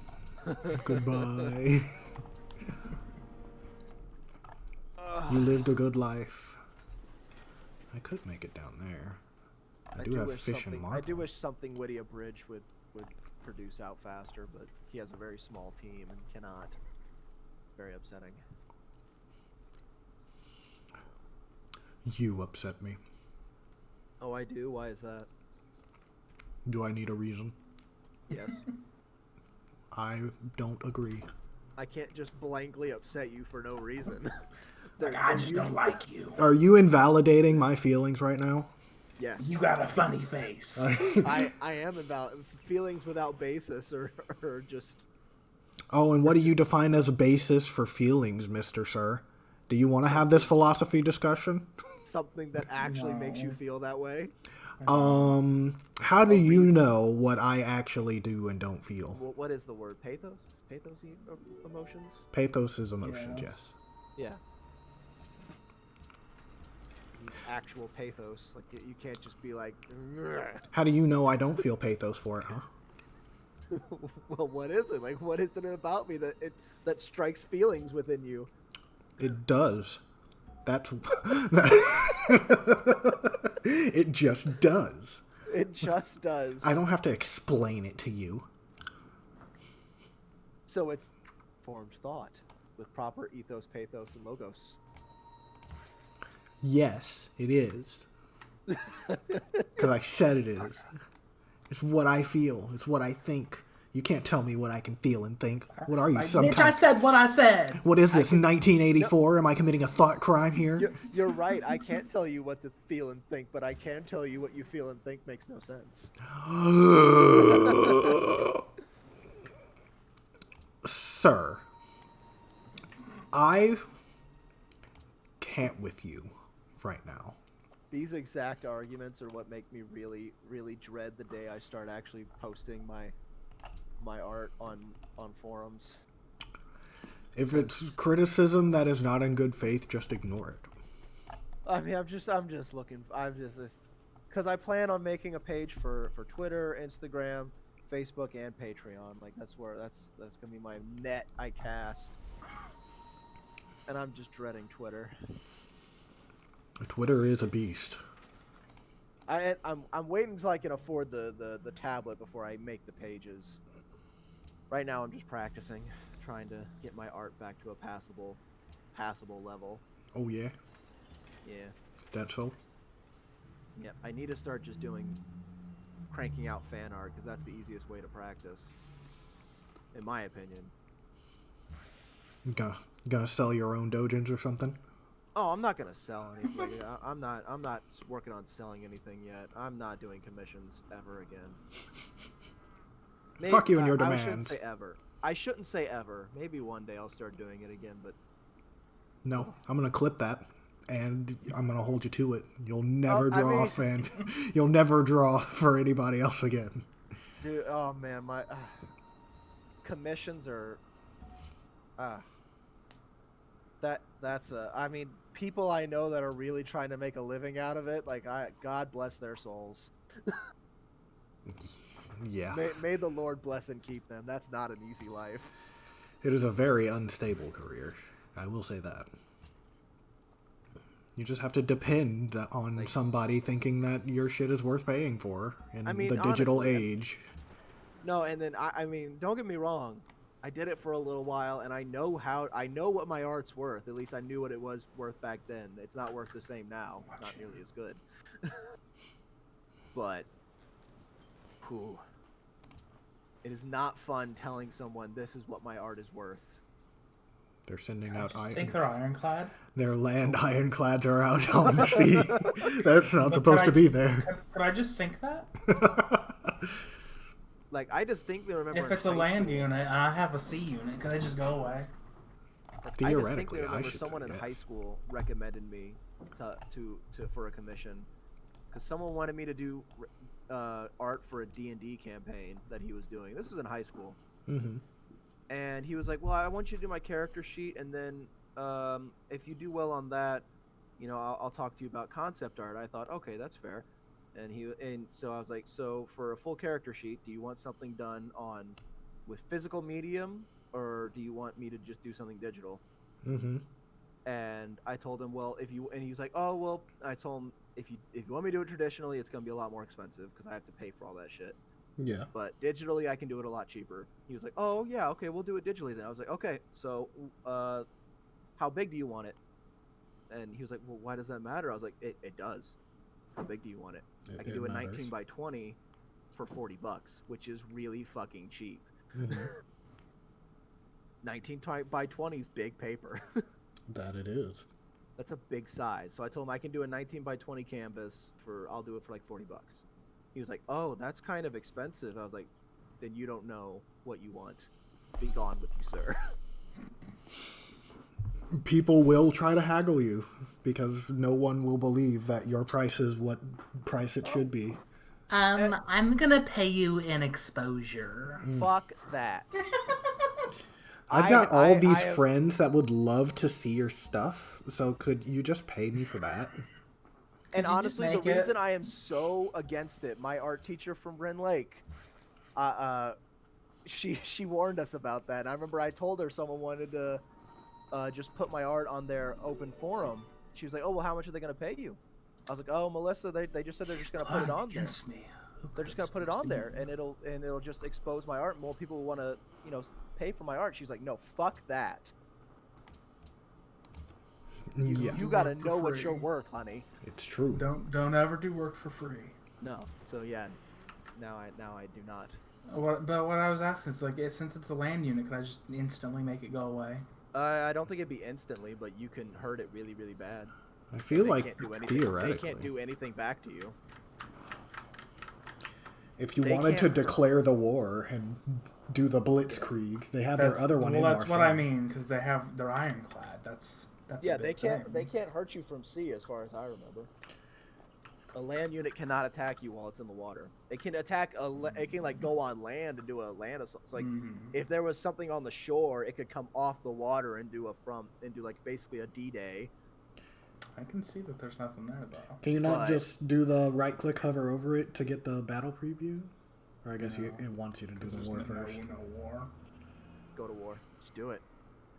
I mean, it, it is going to happen, but Fire! it's just... Fire the cannon! I won't offer any suggestions or anything. This is your Fire the battle. guns! Fire the cannons. Make the right choice. I don't. One person I trust more than the other person here. I did sell hentai doujutsu to people in Rin Lake. Oh. I did that. That was the crux. That was my moneymaker back at Ren Lake. I didn't tell many people that I did that, but nowadays I'm just like, yeah, I made porn. I mean, if people will pay for it, then you might as well make it. People are going to get it either way, so get paid for it. Made a 20-page spread, and a dude paid me $500 for it. It's pretty nice. Easy I money. was not arguing. He came up to me so shady at the where like You the got clock the tower shit I is. need, No, man. where the clock tower. Whenever he asked me like to do it for him, like the clock tower area, Mhm. he just like came up to In me. a trench coat, I need something real bad, man. He was in a peak coat, and so was I. So it looked really bad. Mm. So he just like came up to me. He's like, I "Hey, need that good stuff. Yeah, he came up to me. He's like, "Hey, someone told me you're like really good at art." I was like, "Oh, that's nice of them." He's like, "Yeah, so I was wondering if you could do something for me." I was like, oh, "Okay, cool." And he's like, "I need you to. Do you know what a hentai is?" I was like, "I'm very versed. I'm well versed." I know what a Spit it out. hentai is. Spit it out. He's like, "Yeah, so I want you to, make me one." I was like, "I can't animate." He's like, No, I just want the comic book." I was like, "Oh, okay." He's like, "Yeah, could you do like maybe like 20 something pages?" And he just like basically gave me a list of tags. I mean, custom ordered porn.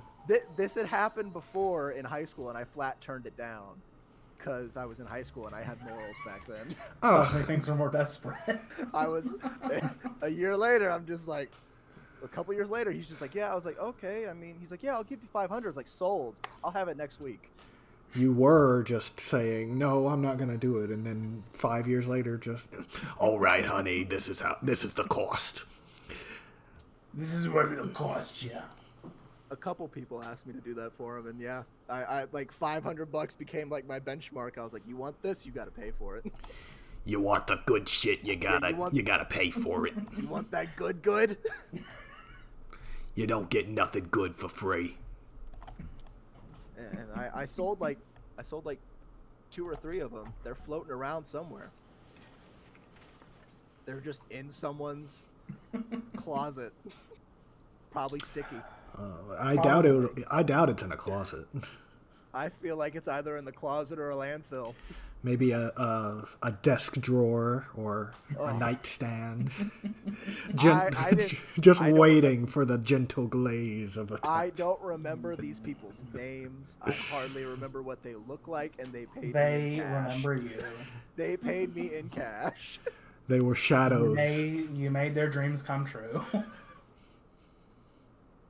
In high school, the dude didn't even want me to do like that weird of shit for like, by like anime standards, it wasn't even that weird, and I drew much weirder later on in life. I mean, fair enough. I imagine all you art folk draw porn at some point. It makes the money. I'm sure it does. Sex sells. Sex sells. It does, Everybody in knows. fact. It sells real good. Like it has for the history of humanity. People are watching the stream like, oh, this misogynist piece of fuck. It's like, it made money. It sells. It has, and it always will. Sex is a very important thing for us humans. My art is nowhere near at that point. I will say, drawing porn was like the best art, like practical lessons, bar none. Oh, is You that really so? have to get good at angles. A certain angle. Angles are really important. Shot Gotta- composition and angles, like foreshadowing. Gotta get that perfect Foreshortening. position up in the gooch.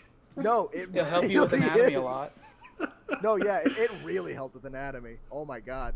I'm done with the labor-intensive portion of the food making. Now it's just like occasional stirring. So Yay. The worst part was the search history that was on my computer because of the basically the references I needed to pull up. It was terrible. Bah, don't be a coward. You that search gets art. that on Who Google. cares? Guy fucking I doggy did. style gooch shot. No, it was. Can we get a zoom in? Zoomed in gooch shot. High definition. Well lit. I need to see the angle of that leg. So one of them I remember greatly was the search bar said foreshortened ass shot close up on butthole. That was the whole. I was like, I need this very Camera specifically. nearly in anus. I was like, this is very specifically a shot I need, and then I was like, just scrolling through, and my older sister walks right behind me, doesn't say anything until like she's almost. I'm doing away- research. away from me, and like she stopped. She's like, "Wait, what were you looking at?" I was like, "Don't worry about it. Don't question me." I am an ass man myself. But searches are cruel mistresses, and Mm-hmm. I cannot look up ass pics or And, like, videos having in my because I'm scarred. You see, because I decided to do so, and probably the third option that came up was scat. Oh. It was a guy. It was a man. He was laying face down, and he just went all over his own legs. Oh. And that image Oh. is in my head. It's never, ever leaving. Be there for And it. I hate it so much. Drawing scat. And I'm hurts like, so much more. I didn't ask. Like nothing hurts in so the much words more. I typed would have suggested for this to happen. Google's like, is this what you want? It's like, We brought this Google, to you. you are so fired. I'm going to is- Bing. Well, This is what you Bing like, is right? actually my porn search Alright. engine of choice. Oh, Because fine. Google likes to Yeah. filter a lot of things. Bing does We- not. every- does yes. not. That's a well-known fact that Bing has a lot more porn on it. But That's how they I get don't their know sales why. numbers.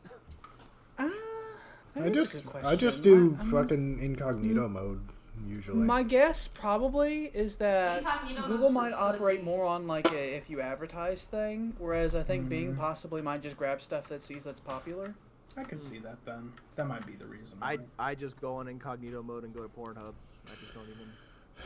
I like to venture and look around. Into the seas. I like to safari. I like to surf the seven seas and see what's out The there. seas are deep, and I wish to I die. want to Honestly, explore I've- what's I- out there, man. Honestly, I've been diving down the Reddit rabbit hole. Oh, fuck. well, They- the Reddit has Dalmies. a bunch of porn. I like to They- report that the they do. Dalmies are asking I William if he already wants to know. invade you. No, I'm so leave- aware. I am fine. I just want my economy to be strong and my people to be happy and live I their like my manifest economy strong destiny. and my But yeah. people to have strong shoulders to lift those pickaxes. They must Yeah. lift the workers of the world up upon their shoulders to unite. It's a very interesting conversation with your mother when she found out booty proportions is on your searched history. But I can proportions. imagine. It's an interesting subject because she doesn't quite know if you're looking up porn. See, But at the mother, same- this is what we call thick. This one is thick. This is known as thick. This one is dummy thick. I have told my parents several times, like, hey, I was like, hey, just don't use my computer unless you have to. I mean, just don't. But she just didn't ask me, didn't give me time to prepare what I was doing. It was just open there. She needed to look up something real quick, and B was the first letter, and the first thing that showed up was booty proportions. Like, what are you doing? She was like, Sam, can I talk to you for a second? I don't get why it's Yes, such a mother, big it's deal. porn. I don't get why it's such a big deal if a kid looks up porn in high school. I Like, why was the in fuck college, do? so I was really concerned. I was like, why do you care? I mean, Mom? like, you Yeah, bullshit. that is entirely too much. Like, maybe by the time they're like, I think that a kid should at least know what porn is and know how to navigate it responsibly before they get into high school. I think that like 8th grade, perfect age. You're like 13. You already have the feelings and everything, so you should be taught how to not find. Mom, I got the feelings. I'm getting the feelings. Son, this is Pornhub. This should be your main search engine. I need you to know that because if you put a virus on my computer, I will hurt you. Look, son, I've got a premium account. Just stick to this one. Don't go to any other one. You might get viruses. Just don't go We've anywhere got else. the good shit here. This is Pornhub. If you can't find it here, Xvideos is a good substitute. Just stick to those two. I generally use Xvideos. Don't jack off in my computer chair. That should probably be mentioned, yeah. Rule 1, stick to Xvideos or Pornhub. Rule 2, don't jack off in my computer chair. I would almost go so far as to say, rule 2, make sure you have something to clean up with before you begin. That is not something you wait for. Well, you'll learn that eventually. Yeah, I mean, you will, but Rule 3, clean up your mess. Okay. Clean up your mess. Rule 4, clean up your mess. Rule 5, Dad, clean what- up your mess. Rule 3, clean up your mess. Dad, what if it's in the shower? Clean up your mess. But doesn't it clean up your mess? But clean up your mess. This is the only option. This is It's the way. important Landon. Clean information. up your mess. Just like grabbing my son. Landon, you clean up your mess. Why is this such an issue? You clean your mess. You'll know when you have children. That dreaded phrase that you'll never understand until you're actually like 30. It's like camping. Leave nothing behind. It's like similar rules apply with camping, jacking off, and murdering people. You leave nothing behind. Very similar rules. You leave no evidence. These things are exactly identical. I see no difference. Dad, did you compare jerking off to murder? Yes. Yes. It is a crime. Oh, I did not think that's where you It's were like going. it is a crime. It's like Dad's like sorry. The Catholic school came out. I'm sorry. Sorry. It's not. It's perfectly natural. I felt the guilt there for a second. Sorry. I had a flashback. You felt pain from a ruler for long ago. Just Oh, there jerk were your so- hand back all There of a were sudden. so many wonderful sex ed conversations from Catholic school. I'm sure. It's like They if you gave will sex die. ed? If I'm you not have sure. sex, you will die. No, so we didn't have nuns, so it wasn't that bad. Oh, okay. We didn't have nuns, but it was very interesting because we got it taught twice to us. Once in 4th grade, which was just like basic biology shit. It's like, this is your penis, this is what it does. And then we get it taught again to us in 8th grade, and that's when they get into like the whole abstinence and all that bullshit.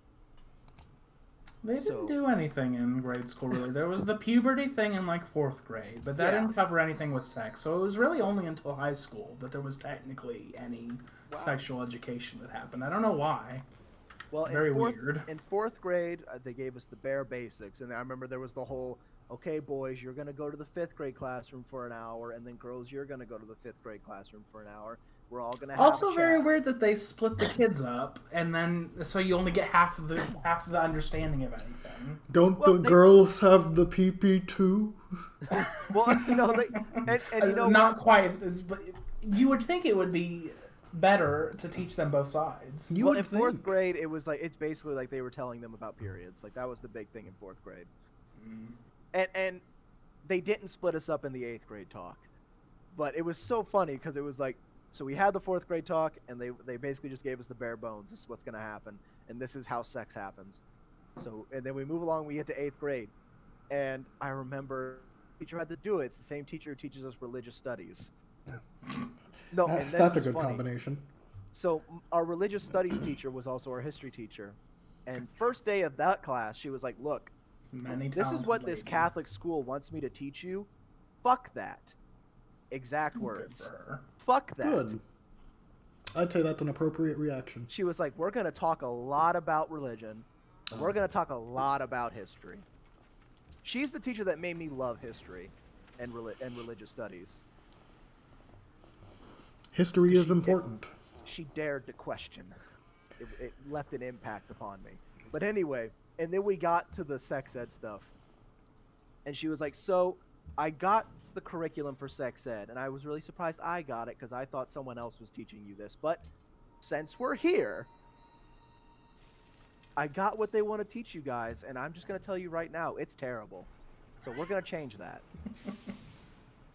She was like, "If you got questions, I'm here for it. I am here for it, and we will talk. Things will happen." We're all very concerned at that wording. Look, I'm scared, teacher. She was like, "No." She's like, "No. You all are about to go to high school where sex is gonna stop being a thought process and start being a reality. So you need to be ready." I'm scared. It is important. Yeah, and she was like, "First rule: Catholics are gonna tell you no condoms. First rule: you are gonna put on a condom." And we're just like, tiny brains don't know what to do with information. But rubber sock on pee-pee. What's a condom? It's all that preaching about condoms, and I can count on one hand how many times I've worn a condom. Look, I have worn a condom with every partner except Haley. I'll say that. I find that they are very important, and you should not, have sex without a condom unless, you're in it for the long haul. Remember, viewers, safe sex. Yeah. Safe sex. Don't make my mistakes, viewers. Remember that thigh is just an inch away. So You have to end any talk with, "Okay, but everybody safe sex," because it's trouble. it was, I like all through, college, high school, up to whenever I got married, basically. It was always just like, I can pull out. I'll be fine. I'll live. I got this. And then you have a kid and you realize that doesn't always work. Yeah, it's funny how that happens, isn't it? No, it was so funny because like it was so. While we were dating, my ex-wife was always telling me, "No, I'm on birth control. Don't even worry about it." I was like, "Okay, I'll just take your word for it." And after we finally got married and moved in together, I was like, "Hey, so we should really talk about you getting new birth control because the whole IUD didn't work out." And she was like, "Oh no, I'm just not going to." I was like, "But you should." Like, I'd like you to. But that didn't happen, and I didn't change my ways because I'm just as at fault for all this as she is. Charger I will admit my faults. And then I distinctly remember the day where I was coming home from work. I was like, "No, I need to lay my foot down and say, look, we either need to be wearing condoms or birth control. We got to do something because we are not able to have more children right now." I walk in the door about to say it, and she's like, "Hey, guess what? I'm pregnant." I was like, "Fuck." This was not what I had hoped for. This is the opposite conversation I wanted This to is have. not the conversation I wanted to have. Very ironically, I wanted to say the opposite. And then, I walked in, I had something I want to talk about. She just says that, and then she was like, "So, you is everything okay? You look kind of serious." And I was like, How's your day? "Yeah, pretty much." I was like, "You know what? It's fine. It's fine. It's fine." I guess I'll deal with this now. Yeah, no, and, Totally and fine. we had another pregnancy scare right before this, and she miscarried. And after the miscarriage, I was like, I don't want to have to deal with another miscarriage. I don't want to deal with any of this. I just need to be smarter about this. And then it's just, oh, I'm pregnant again. Fuck. Thankfully, that one made it. So, I mean, he's with us today. That is a good thing. Can I help you, wife? Gosh, was it in your pocket? It was, in fact, in my pocket. What was in your pocket? Don't worry about what was in my pocket, boy. I want to know what was in your pocket. Who said you could ask that question? Literally everything. He puts fucking everything in his pockets, forgets that they're there. But what? That's because we men are superior and have pockets in our clothes. Fuck you. But what specifically was found in your pocket? Why do you want to know what was in my pockets, huh? Why are you I so care. nosy about my personal life? My only question is, was it something other than phone, keys, or wallet? It was something related to one of those. Okay. That's not an answer. Well, that answers it for me. Exactly. And it should answer it for you, nosy boy. It was a phone charger. Rude. Thank you. You ruined the immersion. Thank you. Thank you. And you're a Haley. piece of shit. This was an immersive experience. I was Wait, going to just berate I you do until kind you of wonder backed why away. on earth you would have a phone charger in your pocket.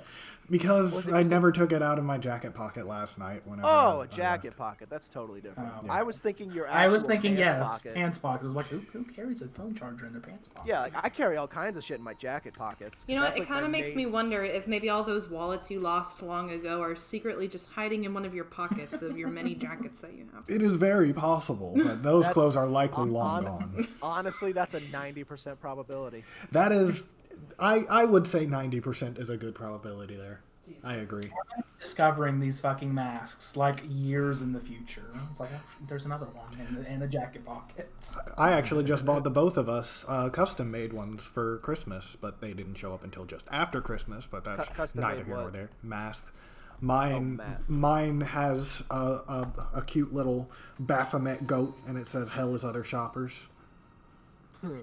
bunch of flames and upside down crosses, but it looks cute. So I like never it. bothered with custom masks. I wasn't going to, but I feel like we've still got a while. We have months left. We still have months left. I just figured it's never going to go away. With these different variants that are coming out, that's very possible. I This mean, is just life now. there's one in Brazil now. There's one in South Africa. There's one in the UK. I think there's one that started up out in Colorado. V for Vendetta is coming, and I'm just getting ready for it. I also know there's another one in fucking China that they're stamping out again. Everything's just gonna go repo the genetic opera. That's what it's gonna be. Fingermen are going to start appearing on the streets. The repo man's gonna come and take your spleen. It's going to just be a thing. Have you ever watched that movie? What movie? Repo the Genetic Opera? No. It's weird. It is weird. It's by the same people who made the Saw movies, but it's a musical. It's like a rock musical, a rock opera. Oh. But it's real gore. It's real gore, but it's actually way better than it has any right to be. I love it. Did you not kill that land? No, I didn't, Sam. They fled back on land. You missed your chance, and now you will pay for it. We're making lots of stuff, but we Alex can't has been do very anything. quiet. He's making food, and he just keeps stepping away and coming back to do his turn. Oh, I thought he was like. No. Maybe if you paid attention to your friends No, more, I heard you him- would no, be I heard able him- to know No, the because I situation. heard him say the labor-intensive part is over, so I figured he was just like back on, and every once in a while was going to stir. How dare That's what you? he said. All he had left to do was stir, so I just figured, oh, okay, he'll be back. How dare you Hey. presume to understand his schedule? I mean, that's fair. I fucked up my dinner tonight. I'm very upset about it. Oh, now you can't eat all your cinnamon toast crunch again? No, I mean, I made teriyaki chicken, and I tried to use, I tried to make a sauce to go with it, and I fucked up the sauce. The chicken turned out great. The sauce did not. I gotta figure out how to make sauces. I've never actually made a sauce. I've made sauces that cook with the food, but I've never made one separately. Yeah, Like it was. I don't think I had If any. I had stock of some kind, it would have turned out okay, but I didn't. And I Mhm. didn't want to make a cream sauce because teriyaki cream sauce is not really words I like to hear. Yeah. It just didn't sound good at all. And then I tried to just make it work with soy sauce and whatnot, and it just wasn't, and I just had to throw it away. And I thought I had beef stock left, and I didn't.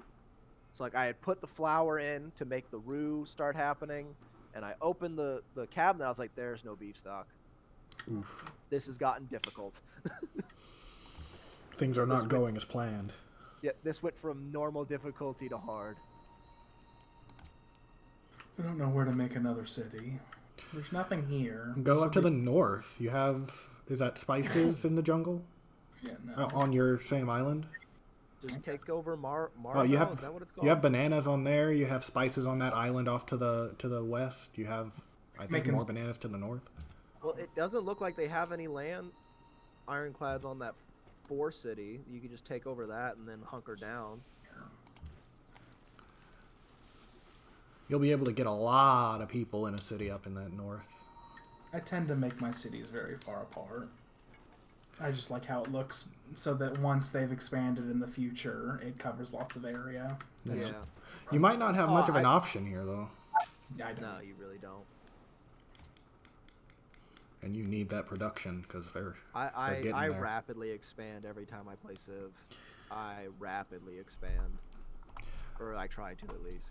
I like to take my time. I don't try to expand too fast, but I try to expand my economy at a fairly steady pace. The second I meet another Civ or a city state, the plan isn't, oh, what should I do? It's immediately, I need to kill these people. They need to die. They need to forego these ideas that are independence. What is independence? It's like You mean part of my empire? Independence. What the forgotten? Where's my Yahoo News at? Oh, apparently a storm's coming that's gonna drop like a foot of snow on you, Sam. Goodbye. Goodbye. He's already fallen to the snow. Trump names 2 lawyers in impeachment defense team. Did you see his whole team quit because the many reasons why they would do that? Because it's a lost cause. I saw that a bunch of them quit, but I knew there were going to be more that showed up. I was just wondering who it might be. I don't know. They're scraping the bottom of the barrel, really. Like the guy who defended the St. Louis couple, wasn't he supposed to be on the team, or was I wrong on that one? Maybe that sounds familiar. I know right now he's defending Jake Angeli, the fucking QAnon guy, the shaman guy. I wouldn't give him a platform in a courtroom. I would tell him that he can make a written statement and maybe we'll use that. I agree. I don't know. I think it's great that he's willing to testify against Trump, but I just don't like having him be heard. I agree. He is in fact a terrorist. Mm. And I thought we didn't negotiate with terrorists. That's what I was told. We don't negotiate with certain types of terrorists. Certain kinds of people. We gotta make sure they pass the sandpaper test, okay? If they're lighter than sandpaper, then they're not terrorists. They're good to go. If they're darker, then Sounds like they might be anti-American if you catch my meaning.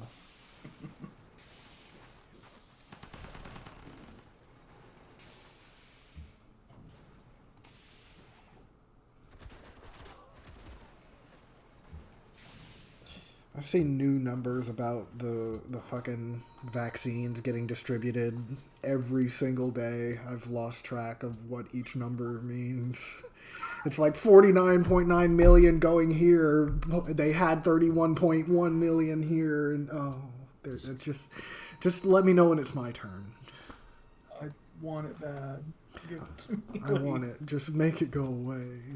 Put it in my veins, Daddy Biden. Uncle Joe. Uncle Joe put it in. Put it in, Uncle Joe, nice and slow. I've been waiting so long.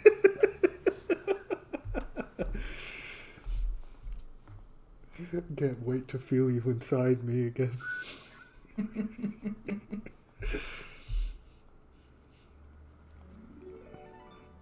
Oh. I've gained land. I'm big. I am big boy. How long before I can buy some workers? Oh, just one more turn. We can use those. Actually, I might build pyramids. That would really help. It wouldn't take long at this point. No, it would not. And I've already got desert. I don't even think anybody else has desert. Hello? Hello? I just realized I'm muted. You did in fact mute. I thought you just left. No, I was I guess my leg flicked the little switch on my microphone. Oh. I had been talking this whole time. I was like, it's really weird that they're just kind of ignoring me. No, well, it was intentional, but we'll pretend like it wasn't. Oh. I've been talking for a while. Mm-hmm. Oh. So what was it that you said? I'm sorry, we weren't listening. Go back maybe, like, I don't know, 10 minutes or something? Never mind. I'm just going to go sit in the corner now.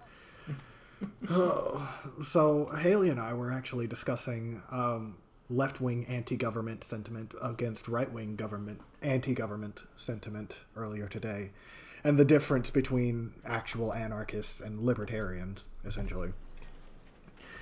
And the reason being, at least for me, the friend that we went, or they're a married couple, but one of them that I went to their house last night, he, I would say, is probably more of a libertarian. He doesn't necessarily like government, but he doesn't understand how right-wing most of his policies are. One of those types that's just like, I didn't really care about this stuff until Trump, but I don't like all the stuff Trump did, so I don't think anybody should do it.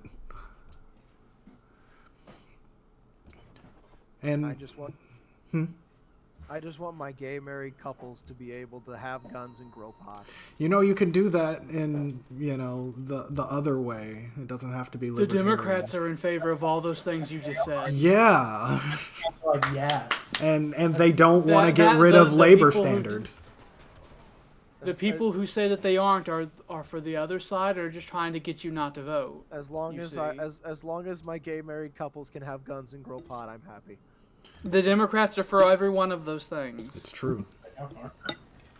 Every Far more single than one any- of them. Yeah. And the people who make you think that that's not the case I want to work. don't want you to vote. I want to work for a union and own an AR-15. That's all I want. In I life. guarantee you You libertarians don't need an hate AR-15 unions. though. Why do you need an AR-15? Are you going hunting with that? I have before. That's how you kill. That's the best way to kill coyotes. So wrong.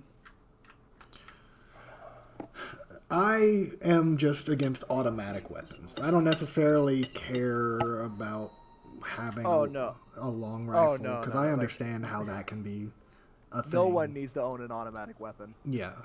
I wasn't even allowed to have an automatic weapon when I was in the Marines. There's a whole training course you have to go through for that. But the same people who are like, I want to have automatic weapons are the same people who are just like, I think that all guns should be available to all people. In 1996, we banned assault rifles, and everything was fine. From 1996 to 2006, assault weapons were banned, And let me guess, and NRA everything lobbying? was fine. No shady government men came to anyone's house. No mass seizures occurred. Maybe I'm just forgetful, but I don't recall Obama coming to my door and taking my gun. I don't remember that either. Obama ain't coming to take my guns.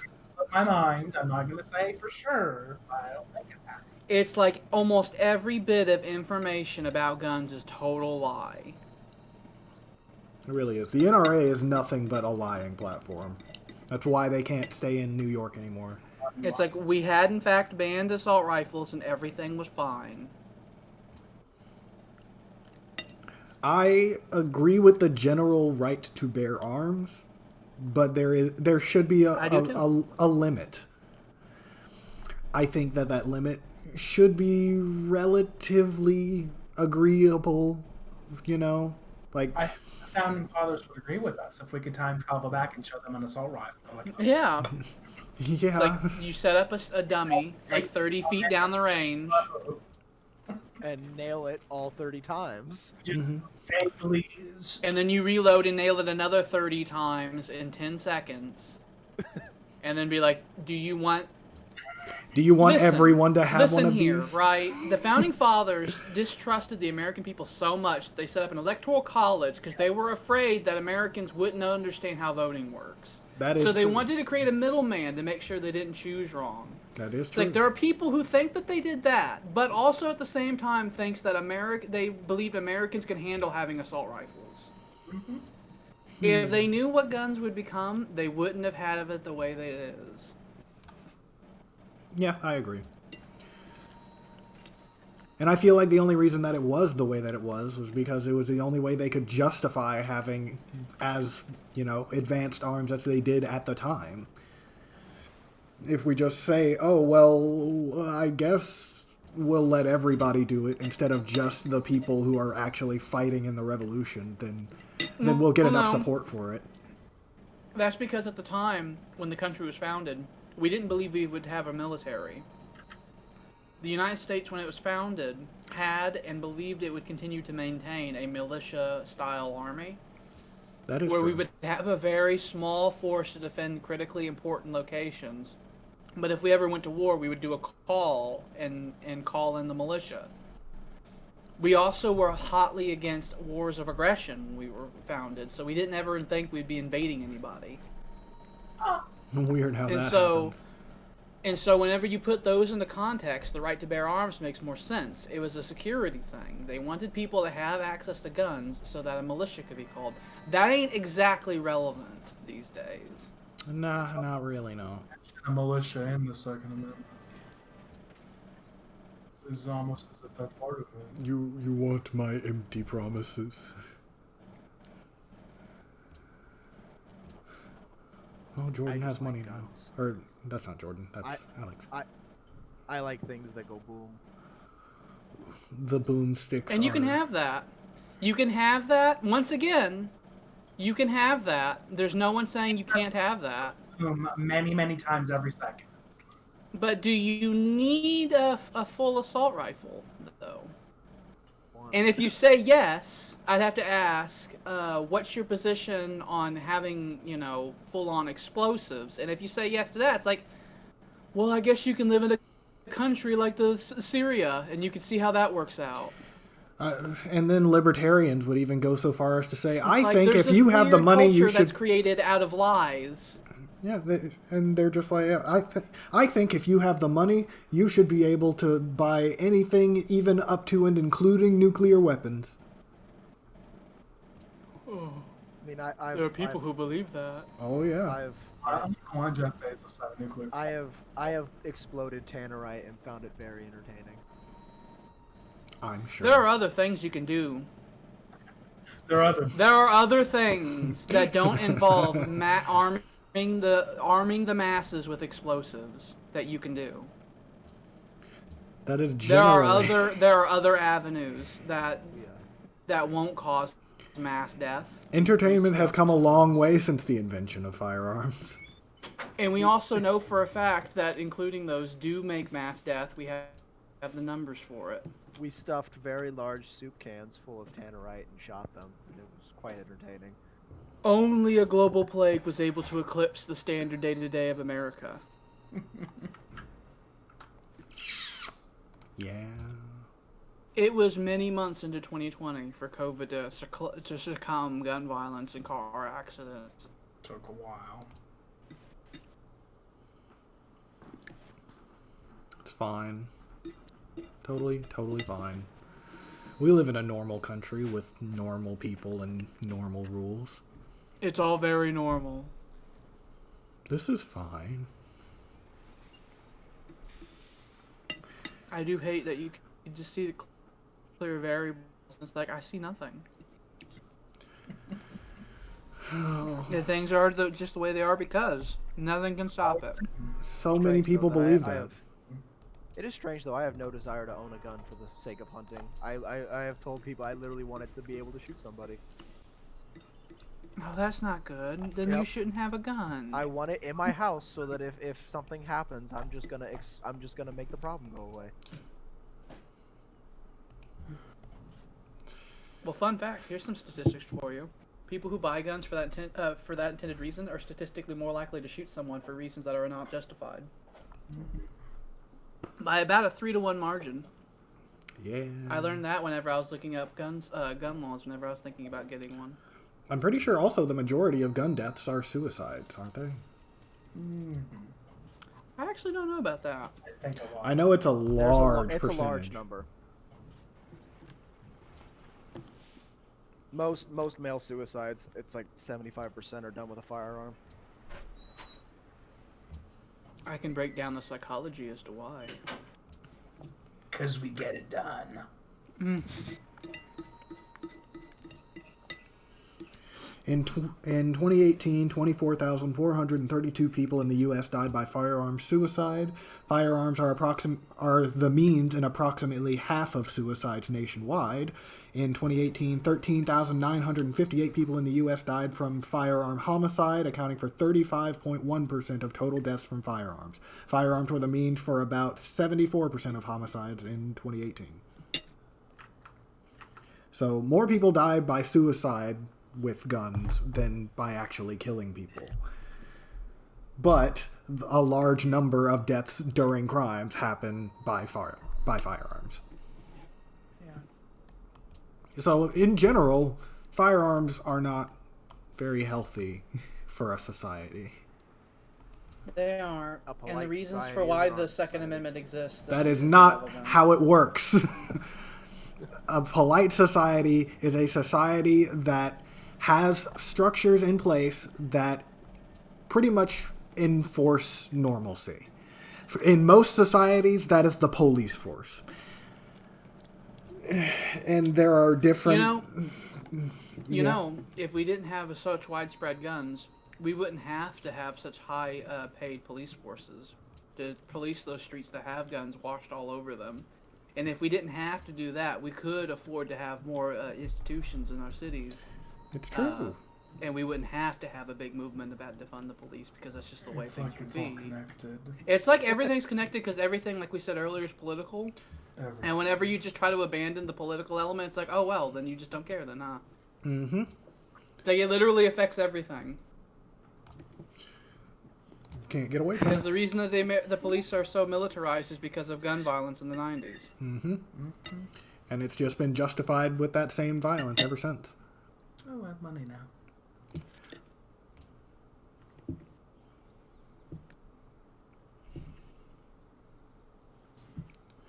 Ain't it fantastic? Especially when I the just wish people would care. That's all I want. It'd be nice, wouldn't it? It's like, please just vote. The answer to every You problem just is just vote. for people to care. If they cared and voted, it's everything. If people cared and then thought and then got past the surface headline and thought, let me look into this. Every problem we have will start dominoing away. Mm-hmm. But every single one of those threads is watched over like a hawk from the Senate by the Republicans. So They're the root of a lot of evil. they are. Isn't it weird how they can pass anything they want with 51 votes, but if we want to pass If anything we we wanna want do with it, 60 votes? It's Isn't hypocrisy that and evil. weird? Mm-hmm. Isn't that strange?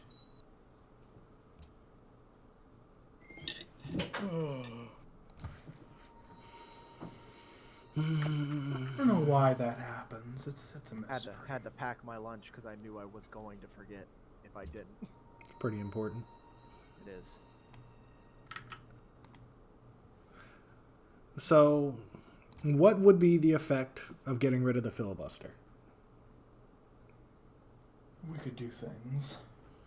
I know we could pretty much just That's what I instantly was do gonna things say. because we. Things would be actually able to do happen. things. What is it? It takes a 60 vote in order to pass a filibuster, and that's why we can't get anything through the fucking Senate. No, that's just what a normal vote would be. It's a 2/3, so that's what things used to be. But you can bypass it, bypass that with 51. But it's the nuclear option. If we do it, then the Republicans will do it. Except they've done it. They do it all the time. They do it all the for time. everything. And we The just. nukes already went off. We're in a nuclear wasteland. Just do it. But they'll fire. But they'll fire back as... Oh, wait, they've already fired us many times. We're riddled with bullets. Bleeding. If on I the fire back at them, then they'll fire at me. It's like, but you've been shot already. You know, that's what the French said about the Nazis. They said maybe if we don't fire into their line, maybe they won't fire back. And then what did the Nazis do then? It's like, and then what did the Nazis do? What did the Nazis do? I can't imagine. You know, they sat there peacefully on the other side of the Maginot Line, and World War II is a fabrication. And they Yeah. all just borrowed They're like, cigarettes they from each didn't other. they didn't shoot at us. Let's lay down our arms. I mean, what is history but a lie we all Everyone's agree on happy. anyway? Nobody here can prove that the Nazis even existed. Holocaust is a myth. None of us have any evidence. A Holocaust- disturbing number of millennials have questions about Holocaust. Holocaust is totally a myth. Holocaust revisionism is a A problem. very disturbing, scary, high number. Yeah. It angers me lots. I mean, it may The have something to future. do Remember with the. how all those times as Democrats are like, the millennials are the future? It's like, oh, they don't think the Holocaust happened. They're making the pyramids, by the way. It's a very. No. They're making them. I don't like it. You I've better, given you that information. better go bomb them. Do with it what you will. I see. This is the way. Those are my religion. I wanted to make the Mandalorians more important in the Battlefront playthrough, but I couldn't Really figure weren't out all how that to. important during the Clone Wars. Well, I know that, but They are if you watch the Clone Wars cartoon. that's true. Right near, That's near a whole the end thing. of the Clone Wars, but like they weren't important until near the end. Well, this is a fantasy remake of a fucking scenario that we barely It's sort can. of all of that era combined. You have, you have Count Dooku and Maul wandering about. So. Yeah. Yeah. But did you see all of my suggestions? I have many more. I saw them, and I want to at least go through the rules and implement a. Oh, hello, and implement. Oh. Run away. I want to implement at least some of them, but a lot of them were good I- criticisms that I The just only one I wasn't able didn't to look at first. The only one I didn't really like was raising the prices of ships. Of course you wouldn't like that. I didn't I like felt that that at that all. needed to be done because a core element of the design philosophy I would bring to it is to increase the credit flow in the game. But if you do that, there are some price changes that'll need to change, and the biggest one would be just ships Yeah. to make it to where fleets are slightly more expensive, just slightly. There was a lot of things I was thinking about doing with commanders. One thing one of the big ones that I was thinking about with bonuses. I think all the bonuses that change like variables that you can't control on the battlefield should probably just be removed and replaced with a version of it that changes something on the strategic map instead. Yeah. Like the ones that reduce the troop numbers, you Mhm. know. Like get rid of those and replace them with like version like sabotage, for example. Mm-hmm. Instead of it reducing like the numbers, make it so that you can use it on like a fleet and like it can't move for a round or something. You know, like it like stalls it and it can't attack or do anything.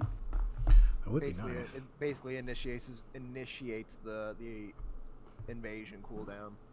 Yeah, something like that instead of doing the all that. And I was thinking about like have the movement speed thing work. I was thinking can you turn leaders on and off like Yeah. for everybody? Yeah. So I was thinking so you definitely would have to have it so that only one side will be using the leaders, so that they just by the honor system, if one person has leaders and they don't have the agents on the strategic map, the other side doesn't use them. But I was thinking that if you have leaders, even if one's in space and one's in the ground, there's a battle, you could choose to have them in the battle, but the losing side's hero will go on like a cooldown of the equivalent of if they got counter-espionaged if they lose. So that way there's more of a weight on if you decide to use a hero in battle. Mm-hmm. Because if you use a hero in battle and then lose, then that's an agent that'll be gone for a long time. You know? That is true. But there was a lot of adjustments I was thinking of to a lot of the rules that I could see like... that can make the game more quick and have a deeper strategy element at the same time. I kind of also thought about counter-espionage being a role. I don't like adding... So, one thing that you might not know is that I actually really hate random mechanic. Like, in all things. And so the idea of adding roles to stuff, I will oppose. Or maybe I don't know. Because I already we it's so easy to be really dickish with counter espionage. I do think that I was suggesting. I did point out that I think that most agent action should cost credits. So I think that counter espionage would need to cost credits. I don't know the number for that though. But like all the abilities the agents do except for the passive ones, like the fleet commander damaging garrisons better, or the agents on the ground making garrisons reinforce quicker. All of them except for like those cost some amount of credits. Mm-hmm. At like the active abilities agents have that we have to use. Yeah, those are costing. I was also thinking with my system, there'd be more leaning into the store. So that you'd have to go in and buy stuff from the store more often and use those abilities more often to incentivize it. Because a lot of the heroes were able to do a lot of things that were in the store. Mm-hmm. So I would basically relegate the heroes to being a more passive thing, to where they're like with fleets to make the fleet commander stuff happen, to where they move faster and more effective against garrisons, or be on the ground to make garrisons happen faster, or to pay lip service to some neutral faction. Yeah. Make them more passive, and then occasionally be thrown into war, but with a risk of them going away if you lose and all that. And then having a lot of their abilities be replaced with store ones. Yeah. I mean, a lot of the... I knew that there would be some more glaring issues. Like, I wasn't sure exactly how generating the money would work. Because I knew that there was an element of after-battle credits that I had missed, but I didn't really notice that. Yeah, in the regular game? Yeah, and I didn't really notice that until after I had already finished and worked on everything overnight. That'd be the biggest change, is the fact that if you win... If you conquer a planet, the spoils of war being broken up between the winners and losers, that alone would add a lot more money to the game. Yeah. Which would be spent on all the new things I was suggesting. Be a thing like bribing. Instead of having the Mandalorians raid you, you can be like, you have money and leave me, and you can do that. But if you don't have the money at the time, then you gotta pay the toll. Just insult to injury. I'm gonna make an ironclad because barbarians, the fucking Luddites, have been wandering my shores and they're making me nervous. We're gonna grab your women. We're gonna touch them. So Jordan, by the way, because I don't think you've had ironclads in this, ironclads can go into the ocean now. Whereas before, in the pre-Gods and Kings situation, they couldn't go in the ocean. They can go in the ocean, and they get double movement if they're in the coast. I was wondering why it was so zippy.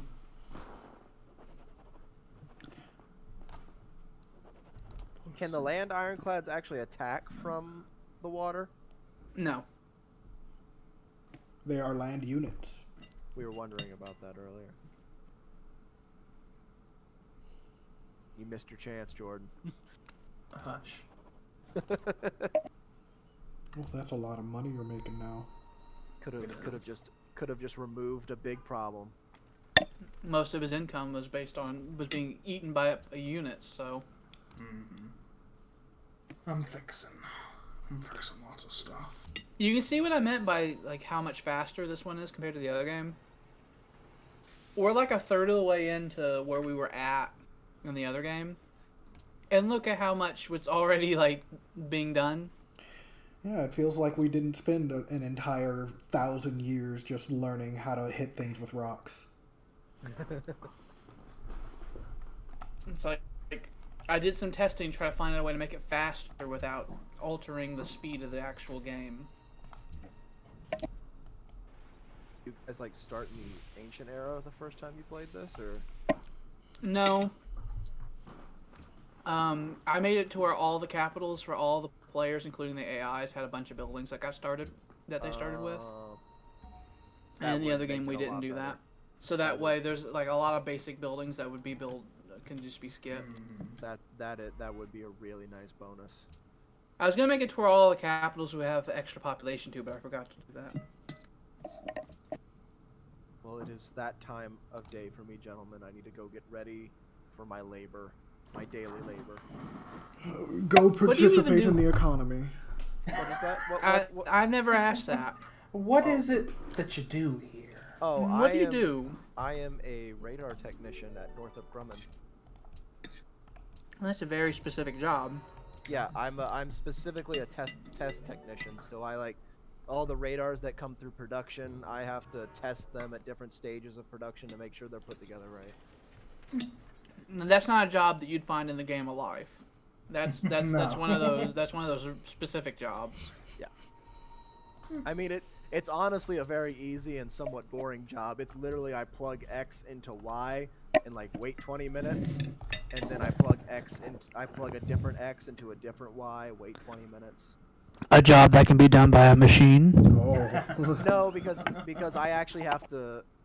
Like no, it's not that simple. It's you not, got. no, it's very Well, complex. no. There's layers. No, it's layers. So I no, gotta it's talk not to the yet. people.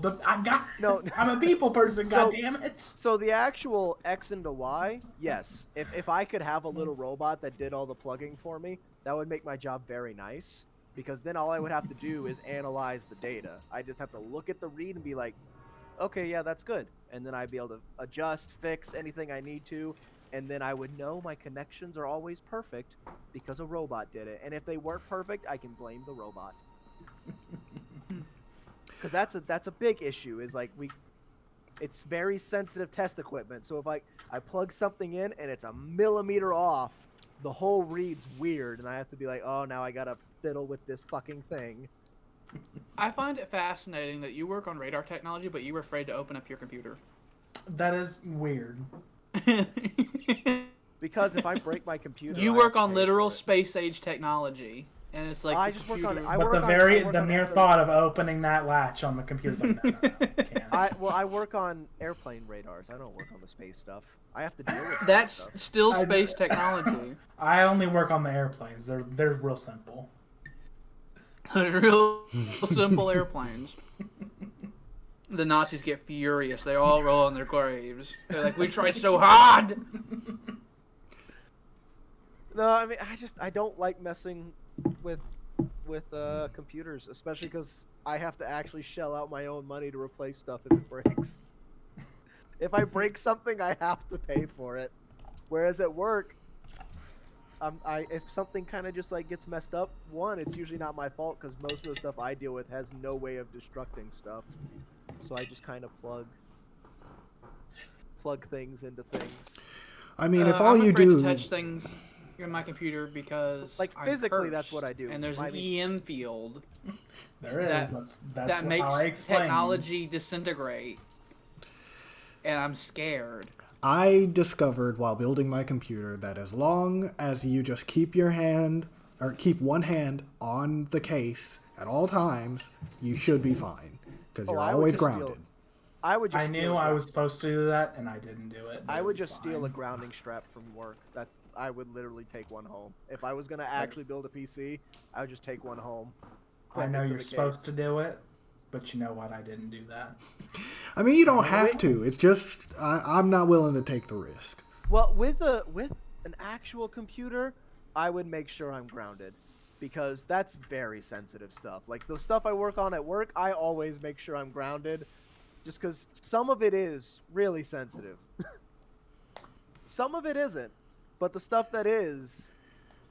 Oh, you zapped it. Now you pay $2 million to replace it. This is coming out of your paycheck. So it usually won't if you didn't get caught not being strapped. You say that. Put the rubber gloves on. No, so like a very common saying we all say at work is stay strapped or get clapped, because if you're caught without that grounding strap on, you're in a lot of trouble.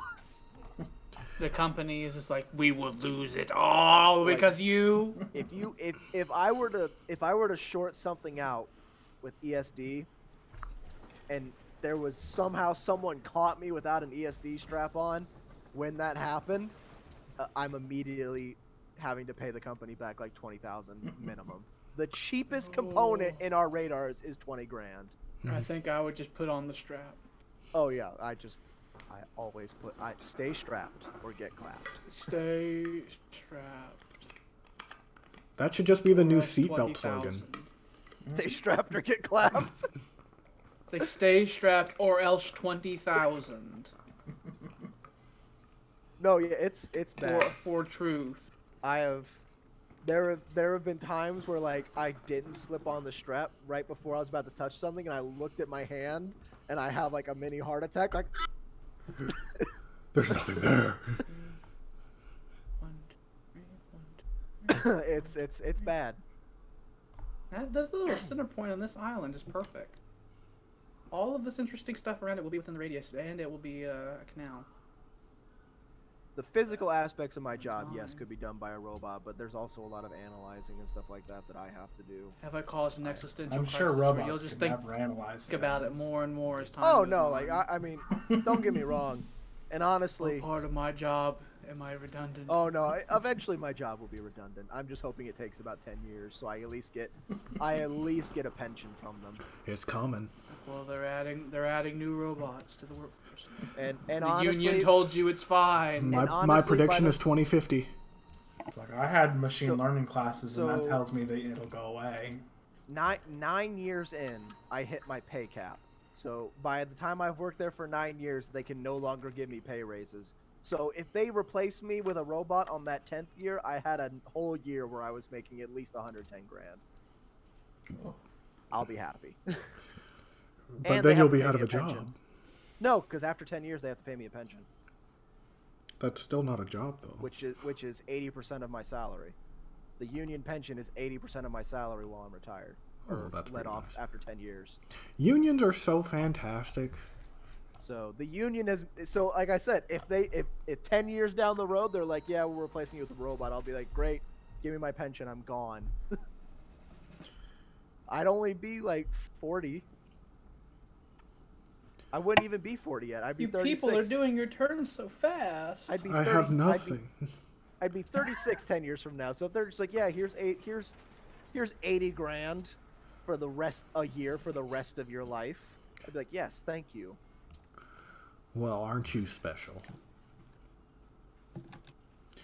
My goal is to get through school and then do a pretty secure job in the military for a little bit, and then get out and go into the highly volatile field of journalism. So this job is the one thing I thank the military for, because if I never joined the military, I wouldn't have got this job.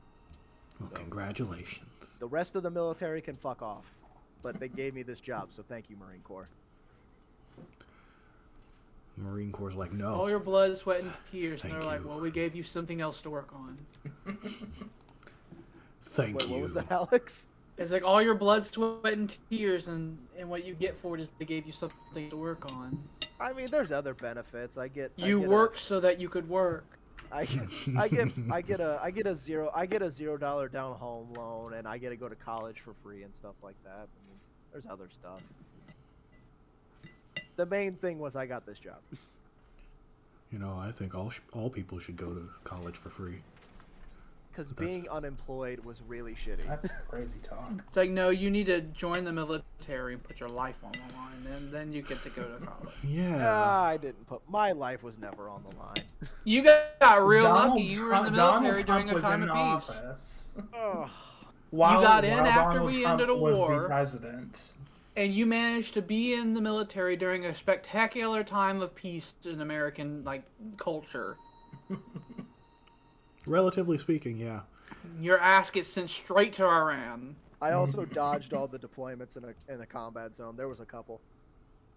But I always happened to get moved to a different unit, so I never had to go on them. So you got real lucky there. I did. I got very lucky. You missed out on the horrors I of did war. miss out on combat pay, though, which is really nice. I'd say that's fine. I think that's a good trade-off. Yes. Tax-free pay plus an extra $600 a month. Plus no combat. No. No, thank you. Well, you don't have to be in active combat to get combat pay. You just have to $600 be- a month. and no taxes. That's a big thing to you, huh? That, They're like, that go into shouldn't be. combat. We'll pay you a bonus that is inferior to the free market standard in America. But you risk your life for that, and that's fine. And you're like, oh, I should have got that. Well, that's just combat pay. So That's if you're depressing and horrible. If you're on a deployment to a combat zone, you'll get combat pay. You'll get no taxes. You'll get hazard pay. For me, I would have got flight deck pay. I would have gotten comrade compensation, housing. I would have got a lot of shit. Would have gotten is a very strong phrase because the Pentagon is really well known for trying to find any loophole they can find to not pay their soldiers. Yeah. They're in fact notorious for it. They love it.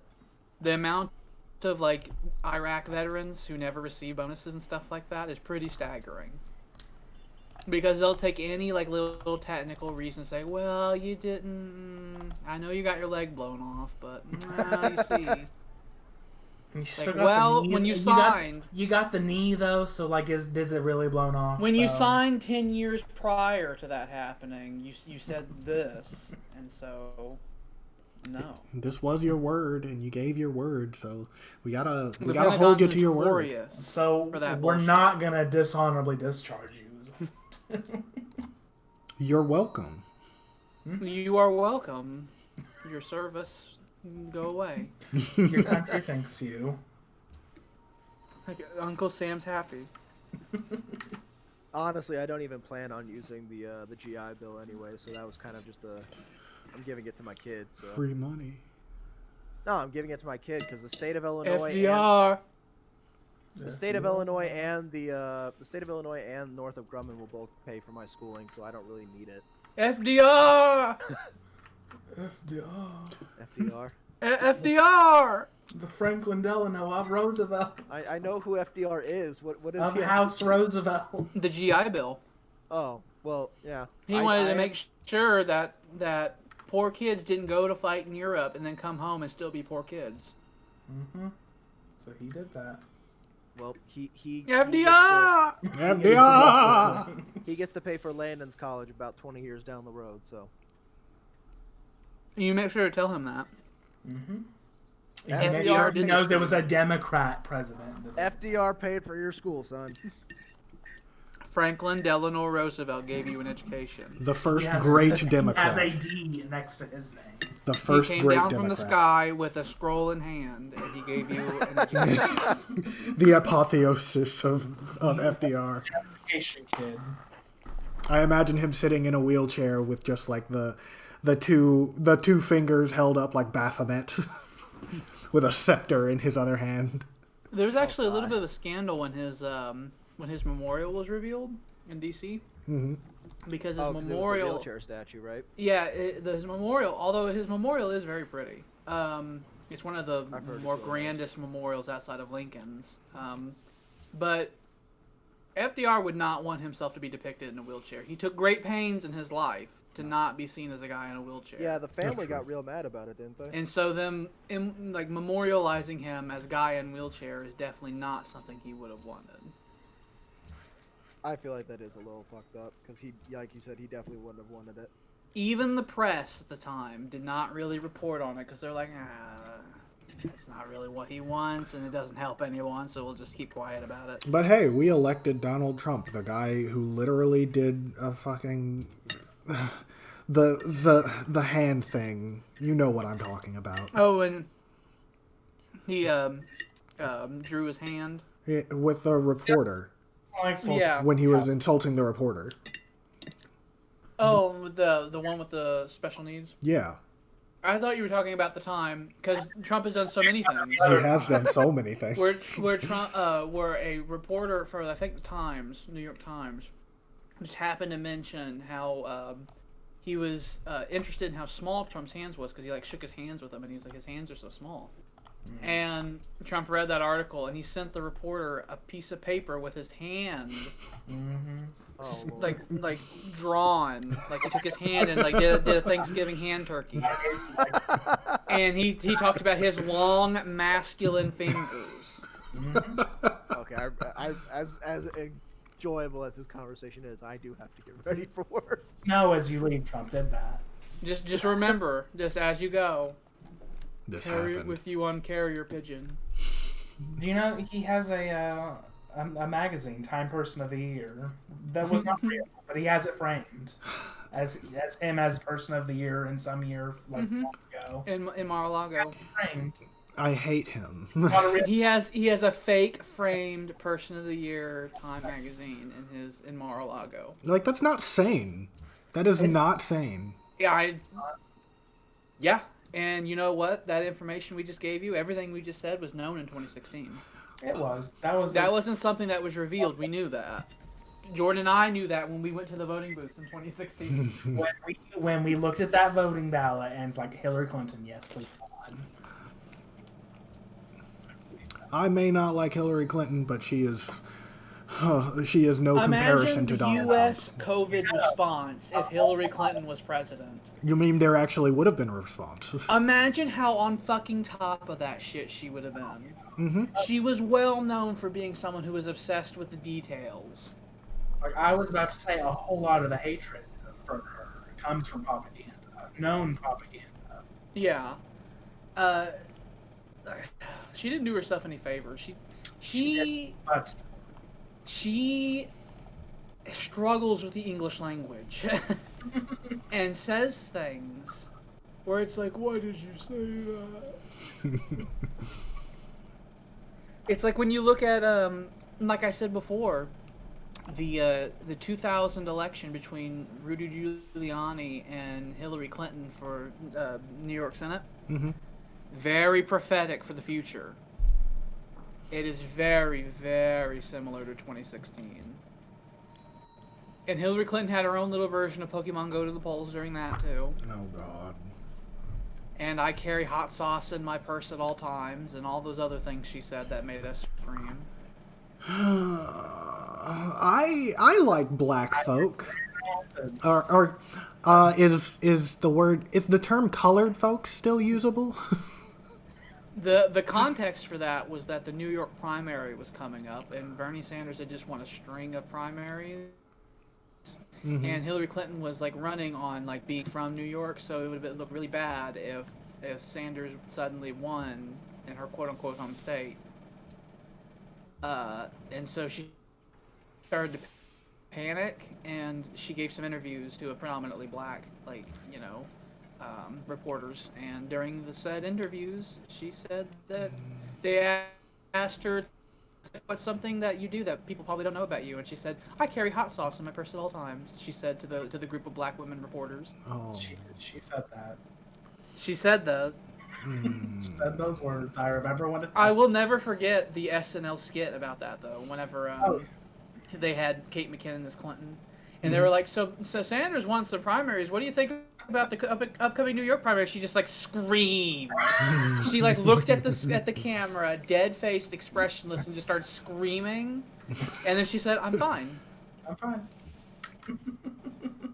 I'm fine. Everything's okay. And then they had her in the first debate where they had where CNN was just like, and if Vice President Biden wants to join, we'll have a space open.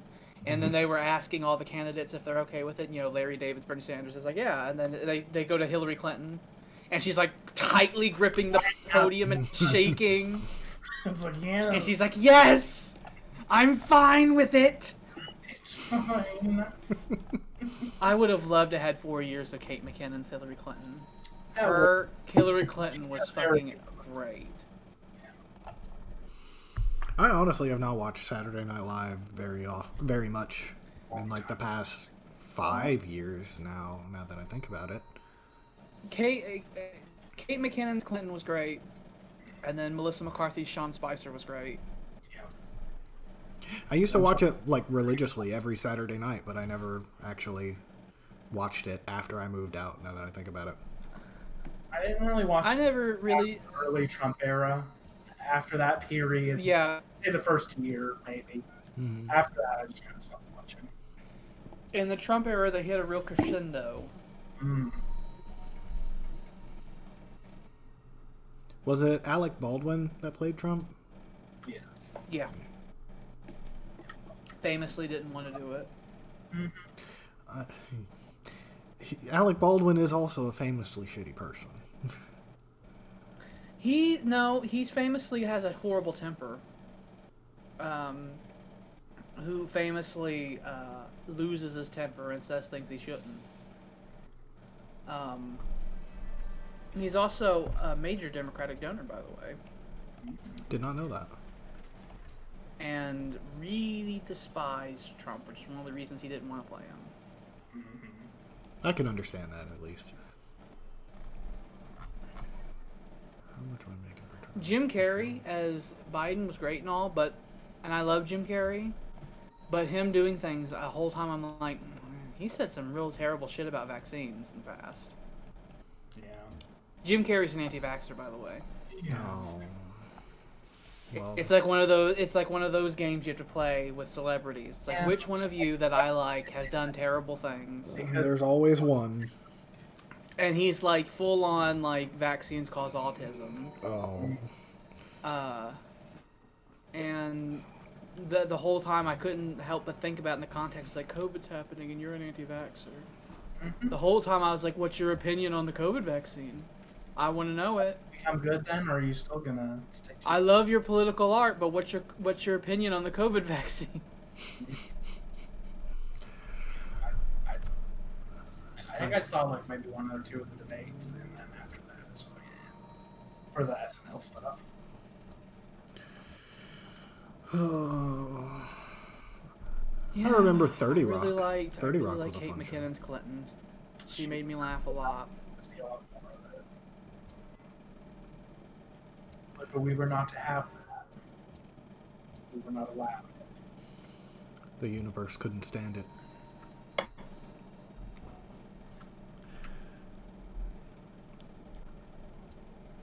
I feel like the entire Trump era is just a temporal anomaly. Like nothing that happened The and it Trump was supposed to Foundation. happen. There was genuine effects on the time-space continuum Yes. that person had. It still That reverberates. Field surrounded him and made things. The other people other than us also commented on. Yes, Where wasn't they'd be like, other people are like, oh, only that much time has passed. It feels like it's been a lot longer. It's terrifying how time can just keep slipping away and it doesn't feel like it. I think we Looking at that calendar, it's like when is 2020 getting here? It's been 2019 I barely for so even know long. what date it is now. It's like there are no dates that really particularly matter now. Mm-hmm. The only thing is just like the next election, just vaguely in the distance, the next one. I have years of rest before that Yeah. happens. I get to have my 2-year hibernation before they take me again. Before I have to go right back into that pool, And it wait will out happen. until it's like, okay, what's happening? What's the damage report? It absolutely will happen too. There's no escape from it. There's fully 4 cities on your home island. I know. There's room for a 5th. No, there's not. The down east might disagree. There is horse here. There is horse. There is, in That's fact. horse here. There could be Lubaric and Ethereum there. You just can't see them. Well, we don't know that yet. The Dalmese I don't think- can smell it. They can down it. I wasn't paying attention that much at the thing, but I didn't notice anything. I didn't really look at it either. I think one of us has Lubaric near us, but I can't remember which one. I think it might have been. William. Ooh. It was like to the left of our capital somewhere. Tarku has marble. Yeah, I'm pretty sure it was William who had Lubaric near Vedria. You like that spicy metal? Like, that'll be important for later. So, fun fact about my special ability and Jordan's special ability. Mm-hmm. So both of us have. So the building to produce those specific resources are for everyone, but ours is different. Mm-hmm. And since we get double from those resources, even though it says, like, for me, my building will generate 2 Ethereum, it actually generates 4. And I can have as many of them as I like. And my special building increases my gold by 3 as well, so I'll be building them everywhere. So I will have unlimited Ethereum. It's just going to be... I'll be able to make as many airships as I can afford. Yay! Just out of the aspect of my empire.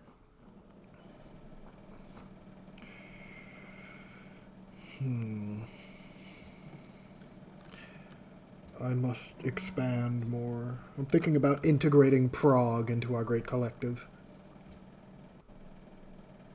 I need more culture. I need to get that. I want to take that island. I'd just like to settle with my island. I would like to have the entirety of my island. You're going to have a war, mister. I know. I've been cranking out units. You need artillery. I'm working on it. I'm doing what I can. See, the benefit is, you know that you're going to get a lot more coal if you take the Dalmese, so you can just, like, use the coal you have to produce, like, ironclads. Mm-hmm. And assume that, you know, you get the coal you need for factories after you conquer the Dalmese. Yeah, Machu Picchu right now, just because I didn't want anybody else taking it. I was getting scared. It's unlikely. The AI doesn't prioritize settling near mountains. Mm-hmm. Some natural wonders count as mountains and some don't. Like the ones that are obviously mountains. Mm-hmm. Of those, some you can build wonders on and sometimes you can't. It's pretty random. Yay. I like random. Oh, I just realized I said Warwick, so in the future I could possibly build one of those wonders. Competition. Theoretically. And me. I don't want anyone else to succeed. I'll build this rail here, and then I'll build a little road right there to connect the 2 rail lines. We gotta have those rails everywhere. Industry.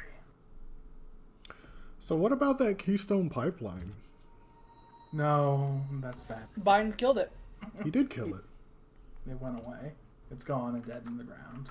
It is. At this dead. point, It they'd is have to away. stop construction for at least 4 years if they wanted to start it again. Hot, hot, hot. Get fucked. And that'd be expensive. It would. Wasn't that the one that had all the protests that was going through native land? Yeah. Yep. Yeah. Standing Rock Sioux. And That was- Trump only pushed it forward because it's oil, and we gotta have more oil. In the last, 6 months of his presidency, Obama blocked it. Obama went back and forth a lot on it, and then he blocked it. But then Trump And said, then that was one of the first things Trump did. There was a environmental impact study that was done by the U.S. Army Corps of Engineers, Mm-hmm. and Trump just fast tracked it and buried the report and stuff like that.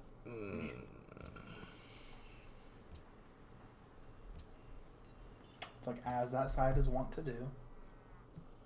They don't do like that it every when so you often. know things. No, they When don't. you know things, it's bad for them.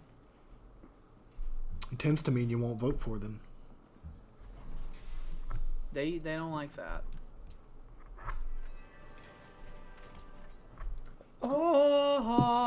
that 25% from trade routes is going to be really valuable. Mm-hmm. If you want to build more of an army, you should build a forge. Because the forge will increase your production speed for land units. Just do that real quick.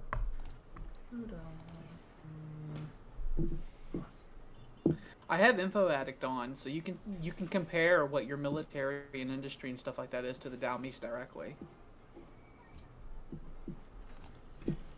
Where's that at?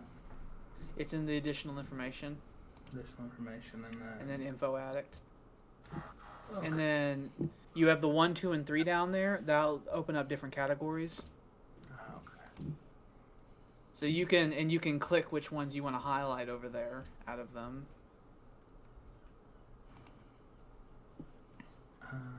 Oh, I see. Someone's been building. You are a big far more military. powerful than either the Dalmise or William when it comes to their current military strength. Hello, friend. Hello, friend. I can make. You're I can make you're a stuff solid too. 60% more powerful than either one of them. Okay. I can make stuff too if I want. I think if you had 2 artillery pieces, you'd be good for war. Okay. I will make that, and then we will war. We will have war. And then the Dalmise will go away before anyone can really meet them. Yes. We should. Yeah. I think I know. They're bad. I think I know where I am on this map. I think I'm right over where the name Sid is on the mini map down there. Hmm.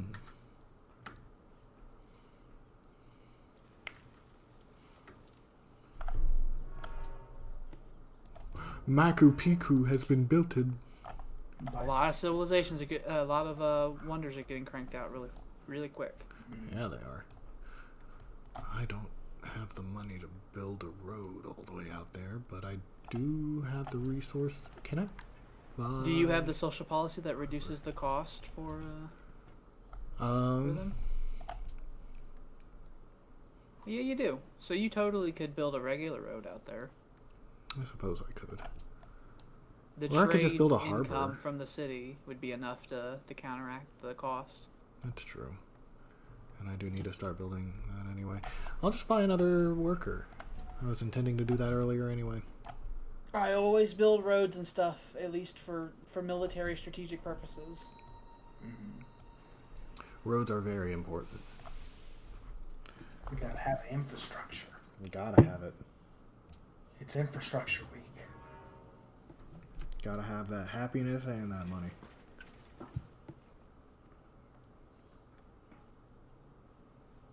Like maybe we'll actually have an infrastructure week with Biden. One can only dream.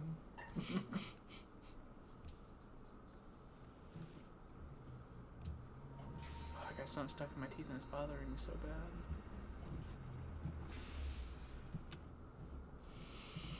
What are you doing with that neighbor ship out there, son?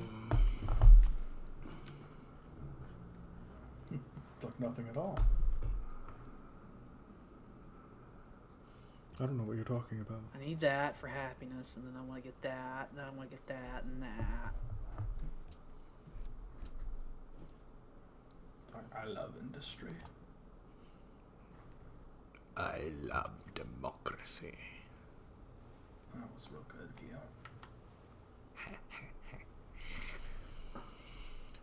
Oh. All these sugar islands.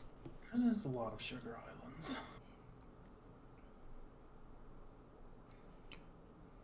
How do we fix things? What do you mean? The world. Fuck it. The diplomacy? No, I mean the actual world. Oh. How do we fix it? People caring and voting. I guess those two things are quite important. That would fix like 99% of issues. One of the best analogous factions in history to America is the Roman Republic. Mm-hmm. And the thing that killed them was just people not caring. Yeah, Like, people are like, whatever, I'm sure it's fine. It'll work itself out. Like, I'm not even necessarily talking about the leaders, I'm talking about the actual people. Of like, it's whatever. just a slow backsliding into decay. You gotta be on top of everything. Mm-hmm. The longer you sit not doing anything, the worse it becomes until it can't be fixed anymore. And you never know when that point hits, but once it happens, there's no going back. It's all rather sudden. Well, once it's happened, then you'll see. It's like you have a nice little natural harbor there. We're a growing country with expanding economy, and oh no, our biggest general has just walked into our capital with an army. Remember when Julius Caesar crossed the Rubicon? The Roman Republic was already like 500 years old. Yeah. Nearly twice the age of the United States of America. They were quite old. They had a lot of deeply established traditions. They also had a lot of fun aspects about them that don't really translate to now and are weird to think of. Like their position of dictator. Mm-hmm. And how, like, they gave that position out to someone like over 100 times. And literally every single time they gave it out, including with Julius Caesar, they gave it back. It's like that, like, commitment to, like, Roman legalism. Mm-hmm. The same kind of commitment that would mean that the Romans would strain really hard to find logical reasons for war, even if it was just wars of conquest. Mm-hmm. Like, every single time they gave it back. None of them seized power with dictatorial powers. Weird. Not even Caesar. They just cared. They cared about the legalism. It's like the Republic fell. It was the Republic's fault. They did a lot of stupid that you look at this and it's like this is obvious. It's like, The conservatives killed the Republic. We can all agree with that. Specifically Cato. But please, for the class, just feel free to expound. It's a lot, but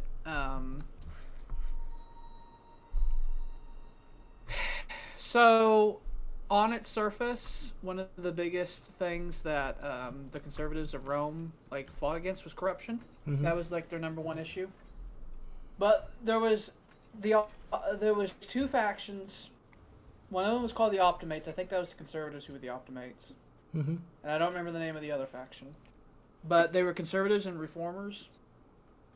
And the reformers always worked for the urban poor of Rome, was like their cause. But the Senate was stacked with conservatives because to become a senator, it was easier if you were old and wealthy to be a senator. Makes sense. So the conservatives controlled the Senate a lot, but whenever there were general elections, the reformers would win. Mm-hmm. And so Rome got locked into a political deadlock where things just kept dying in the Senate. familiar over and over again. Like where have I heard that? Even basic things like the Romans' arch nemesis, the Parthian Empire, invading some eastern territories. It would turn political, and they wouldn't able to send troops out to like get a vote to send troops out because people were filibustering. And so the Kind of like with COVID. shut down would happen. These people want to kill our great nation. We can't bow down to their wishes.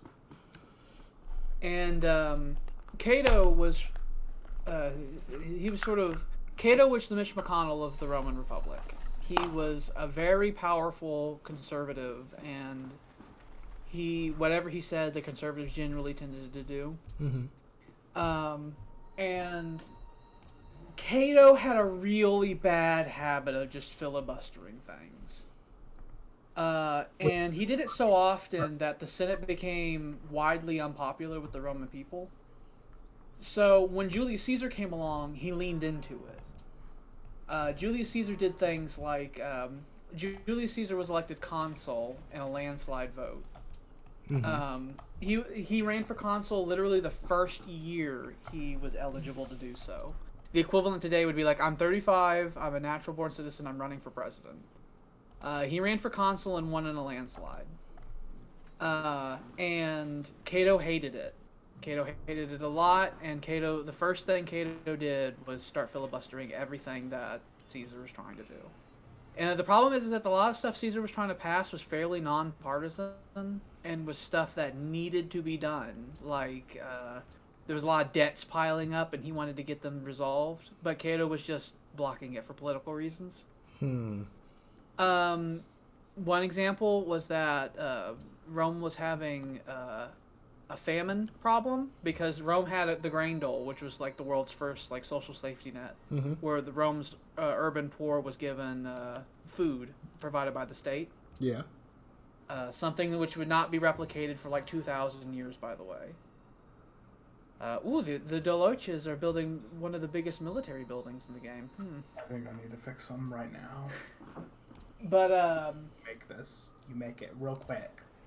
by the time Caesar became consul, that became a real problem, in that a lot of wealthy farms were buying up a lot of the farmland of Italy, and there was a lot of inefficient use of the Italian farmland.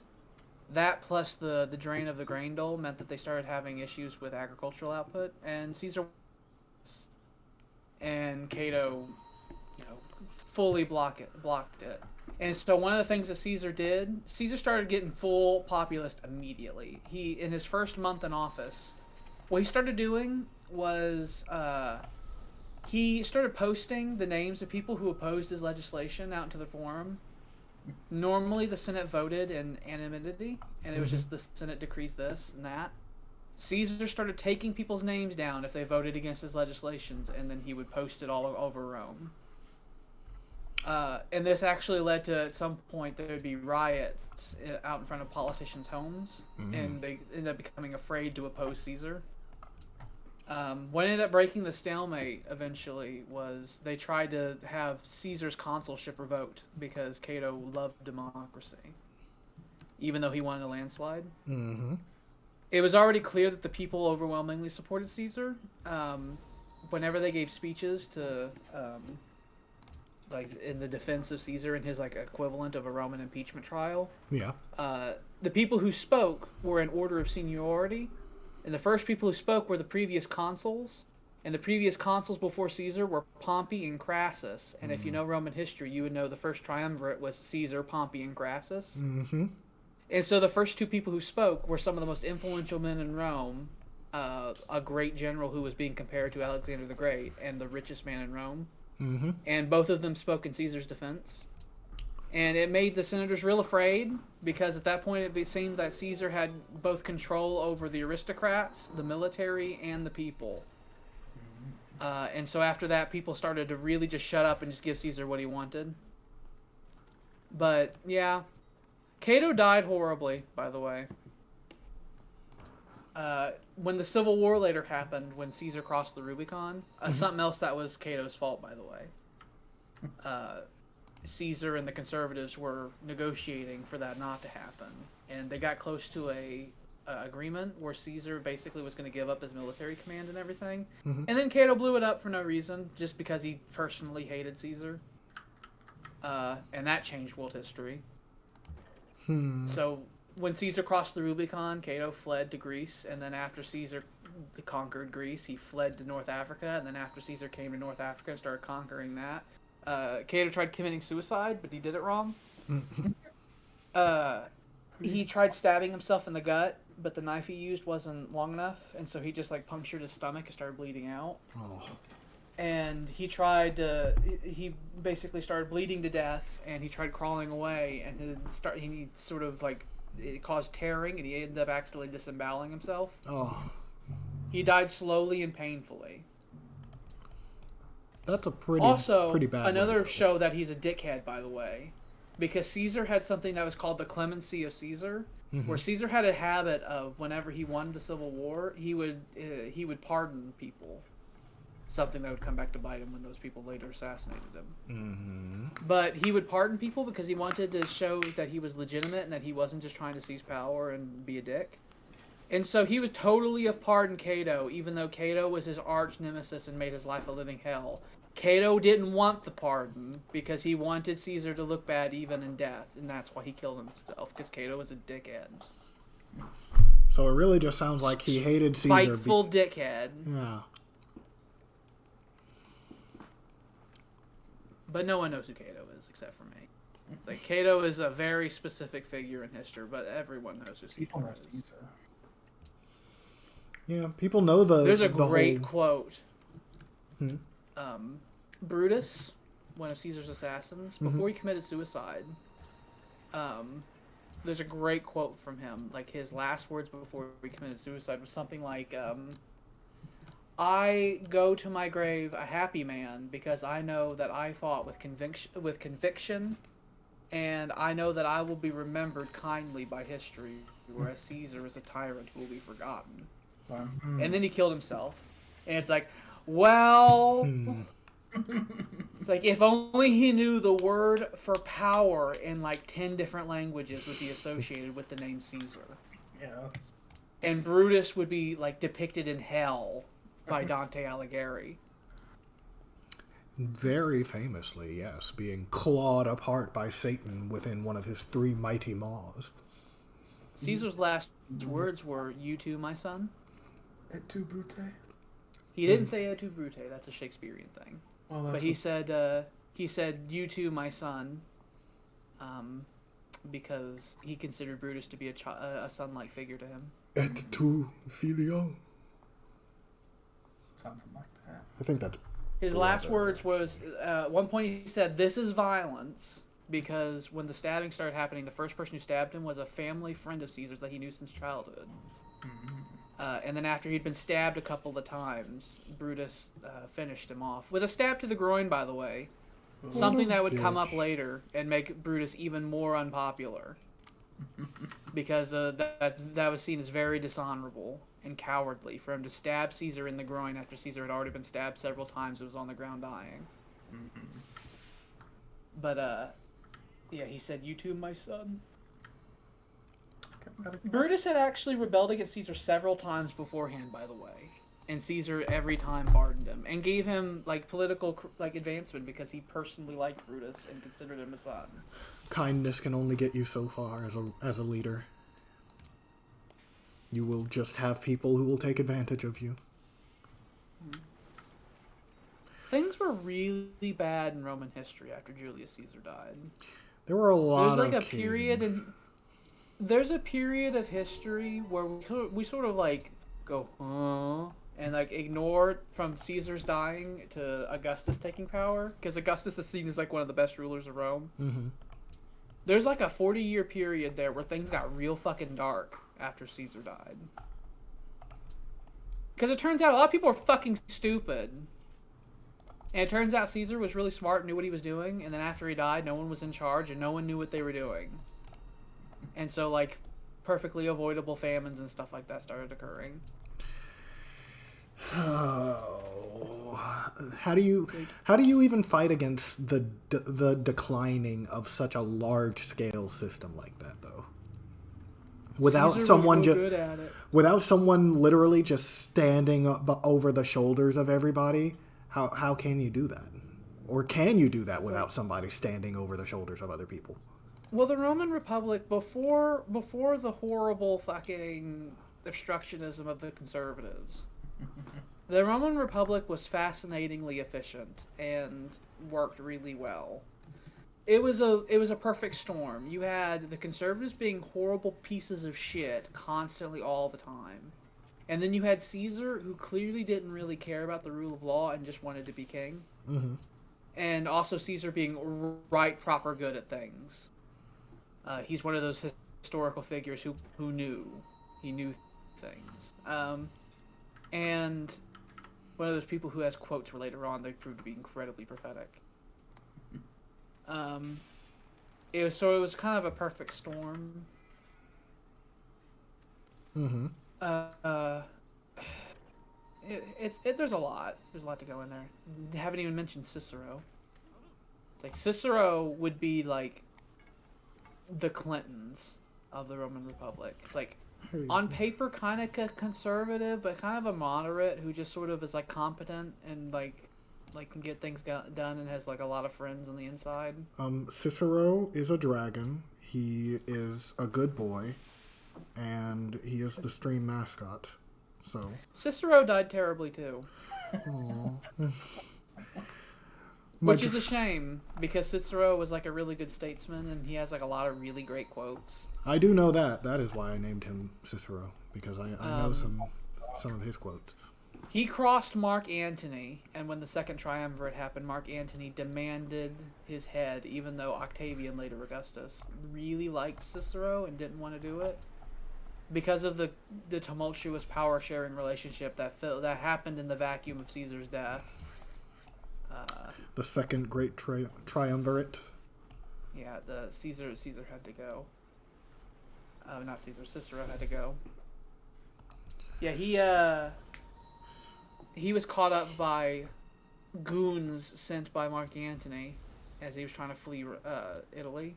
Mm-hmm. And his last words were, if you're going to cut my head off, I want you to do it properly. And he stuck his head out. That they did it?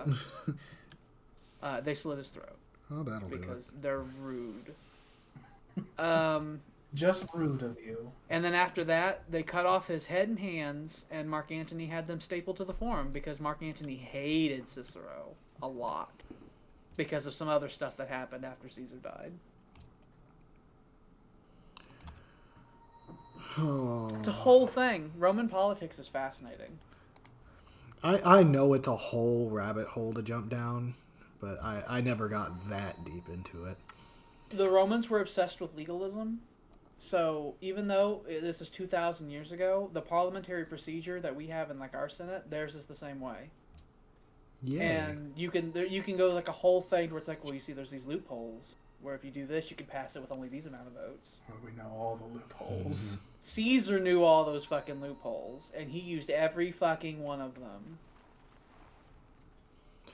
He was like, whenever we're like, Biden just get it passed, Caesar was like, you don't have to tell me.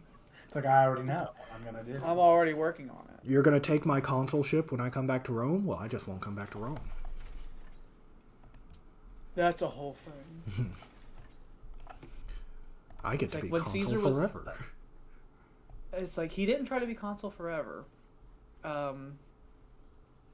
In fact, after he was named dictator for life, he resigned the consulship after they named him dictator for life. He's like, I do not need this anymore. And he let other consuls be elected. And they set up a golden chair in the Senate, which was not a throne, because the Romans didn't have a king. Of course not. It's And very they did anti-Roman. allow Caesar to start wearing triumphal garb at all times, which included a purple toga, purple being the color of monarchy. But he's not a king. It's He's different. not a king. It is different. He's like, I know I'm different. Dictator. A dictator, good word, dictator. All I do is dictate the legal. laws to people. It's fine. It's legal. It's fine. Why don't we just call it a Caesar? Fun Caesar? little fact. Awe Caesar? The man who ran out, the last king of Rome, and proclaimed the Roman Republic was named Brutus. I did That know was that. directly one of the reasons that Brutus, of fame, became the leader of the Liberators, the assassin group, to kill Caesar, but Because political Romans symbolism. cared a lot about names, and so it was prophetic. Brutus running out a king for the Roman Republic. The people did not react the way they thought they would. Friends, Romans, countrymen, lend me your ears. Mark Antony did give that speech, and immediately after that speech, the people rioted. Cry havoc, and let slip the dogs of war. There's a very famous letter that Mark Antony sent to Brutus where he told them that he doesn't think he can, because Mark Antony and Brutus and the other assassins struck a deal where they would not declare Caesar a tyrant, because if they declared him a tyrant, all his legislation would be revoked. Which includes things like the calendar we use to this day. The Caesar did a Julian lot calendar. of shit in power. Caesar did a lot of shit while in power. He did, for only and 8 all of months. his reforms were fanatically popular. Mm-hmm. If they declared him a tyrant, then they would have to repeal all that legislation. They would also have had to pull back all of his political appointments And because of the Civil War, the Senate got gutted by a lot of people, by like the constant civil war that Caesar did whenever he crossed the Rubicon. And so fully like a third of the Senate was appointed by Caesar, which means if they declared him a tyrant, then most of the Senate would go away.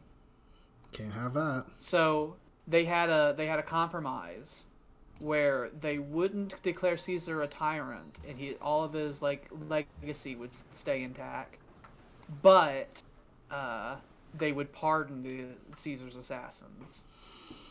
I imagine that went very well popularly. Yeah, Mark Antony later had to send a letter to Brutus telling him it's like he cannot control the legions and that Caesar's legions want them dead, and he does not think that the legates will listen to him if he tells them otherwise. And you know it's pretty bad when the military is refusing orders. Caesar's legions were fanatically loyal to him. That was a whole thing in Rome. Just private armies that did the bulk of conquest. With Caesar, it went above and beyond, though. Marching against the Senate like he did was not something that had happened before in the Roman Republic. And he had fully, 11 legions, which is about 70,000 men, who fully did it because Caesar told them to. You have to do what Caesar tells you. And after he died, a lot of those legions volunteered to join Octavian Augustus because he was declared the son of Caesar. And out of that alone, they betrayed the Roman Republic and joined them instead. Because, like I said, they were fanatically loyal to Caesar. I mean, Caesar was the one who was going to be giving them land and giving them money. Because beyond that, there was a couple of times where, after his second, I don't remember if it was his first or second invasion of Britain, some of his, 100 of his men got trapped behind enemy lines. Mm-hmm. And Caesar fully sent several thousand men campaigning through enemy territory for several days to go rescue them. He did that kind of stuff a lot. And that kind of thing led to them having a fanatical loyalty to him. Semper Fidelis. He was also someone who had a tendency to lead from the front. He was very good at that as well. They viewed him as being one of their own.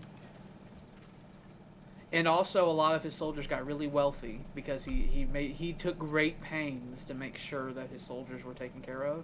Mm-hmm. So, and people like feeling taken care of, especially people with well, I won't say guns, but people with military might. We'll say that. Yeah, it was a whole thing. It didn't help the Republic's cause that every time Caesar did something, he turned out to be better at it than they were. Yeah. There would be some problem that had been going on for 100 years, and Caesar's like, we're fixing it, and it'd be fixed, and everyone would be happy with it except for the people who were conservatives. So, he had a real skill for being able to see what problems are and find the solutions to fix them. Which is a skill that is necessary for anyone who wishes to conquer. He was very good at it.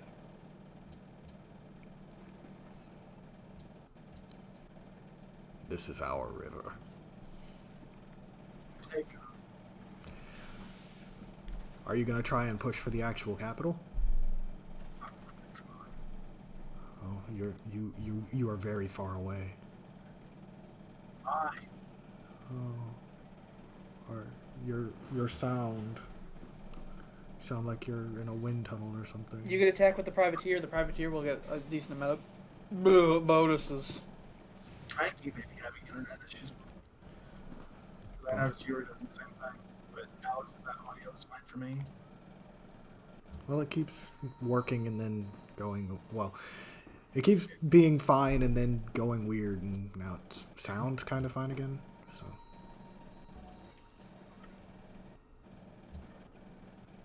Either way. Stop having audio problems. It's not me, I don't think. I'm tired of audio issues. I'm tired. Quit it. You sound perfectly fine. They didn't even put the city of Marseille against a river. They didn't. They're so stupid. They put it a tile away from it. Why did they do that? Why did you do these things? My guess is that there is like Lubaric or Ethereum over there and you can't see it, and they could. Because AI. Wow. We can see into the ground. They'll get their dowsing rods out. Oh, they may be dead. Oh. Yeah. Mine are hurt, so it's fine. My lord, there are casualties on the front. I know. You need to get the industry of war cranking out. You have all the money in the world, sir. Help us. We're only on turn 167. We started on turn like 75. So, haven't even been 100 turns and one of us is fighting an existential war for their future. I mean, he's essentially won the war goal for this, but he can just attack the capital if he wants to. Because that extra coal was what was important.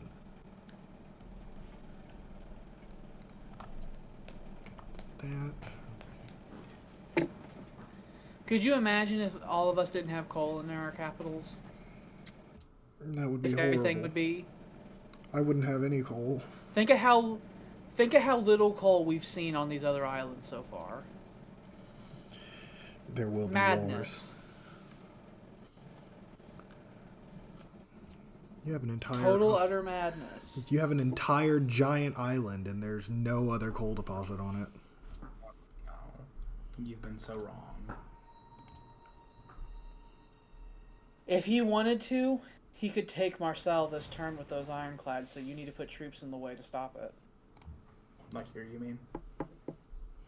Yeah, if you put ground troops, like just the riflemen and stuff, along the vicinity of Marseille, if he had any artillery, he could take it this turn with just one unit. But remember the land ironclads have a strength of 60. Mm-hmm. So with a strength of 35 in the city, they would only need like 2 of them to get through, and then Marseille would fall. They're gonna get you. Dalmace is on a hill and everything. It is. And they got a general who's like coordinating the defense. You get a little bit of money, by the way, when you raid cities like that. It is nice. You have lots of money now. Luddites! Outside of Yekaterinburg! The signal fires go up.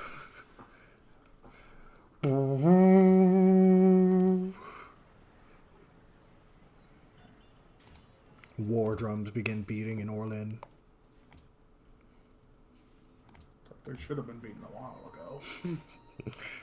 We're doing some war. We've been at war. What is it for? Everything. Absolutely. You know, if you take Dalmace and you build Alhambra there, it'd be one of the best military cities in the world. Because Brandenburg Gate gives plus 15 experience to all units. And Alhambra gives the rough promotion to land units automatically. And so troops built out of Dalmace, if you had those two wonders, would be superior to troops built anywhere else in the world. That's dangerous.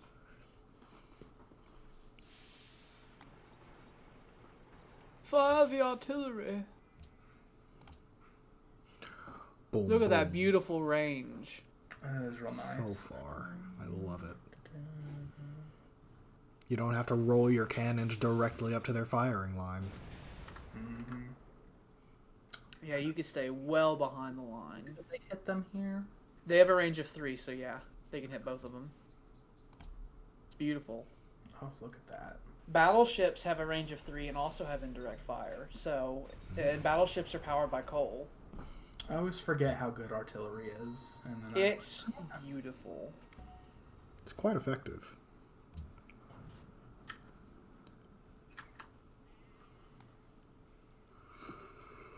It is quite effective.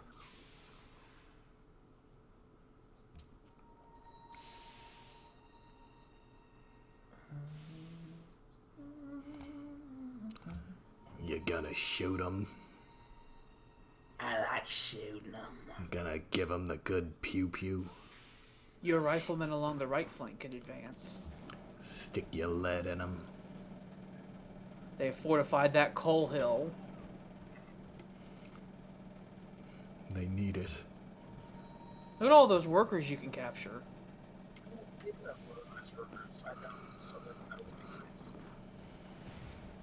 Oh. Oh, they're retreating. They're going to focus on defending Dalmace itself. It's gonna be a real bastard. There's going to be a bloody siege. As long as you can take their coal deposit, you can probably starve them out and just wait for another war. I'd like them to just disappear, though. I'd like them to no longer be. Understandably. They committed the crime of existing on the same island. They existed. That's a big crime.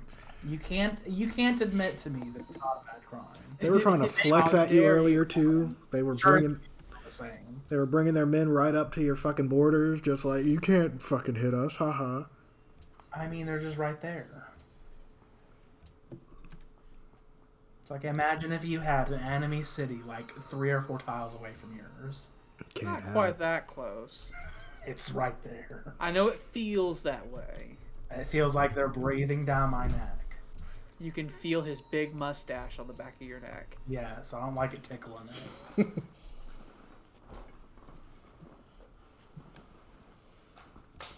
I'm going to have the world's most powerful navy, because the third ironclad comes off the assembly line. The hunt is on for coal, though, because I'm going to do that, and then when I build a factory in my capital, I'm going to be totally out of coal. I think I'm actually out of coal too. I made 1 land ironclad, and that was with my last coal. But I built an industrial park in my capital, so. I was about to say industrial parks cost 2 coal, so. It was very effective, though. It gave me lots of production. Yeah, it gives you extra engineer specialists and gives all that extra beautiful production. You can check the League of Empires to see if your capital is the most productive in the world. If you hover over it, like the actual ones, they'll tell you which one it is. So, world's most productive city is Vedria. Oh yeah, that's me. You're right. I'm a close second. I don't. You want to know something? Mm-hmm. I don't think I've built a factory yet. Oh. And I'm like right there. Interesting. I've been waiting to get planned economy to make factories cost half the time to build before I build mine. Mm-hmm.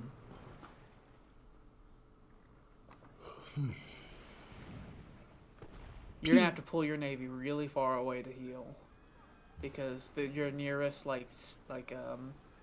friendly tile is all the way up there. Mm-hmm. In there. In that harbor. Let's get going. 1, 2, 3. Yeah, and Marcel is too far away for you to buy that sea tile. Mm-hmm. Unfortunately.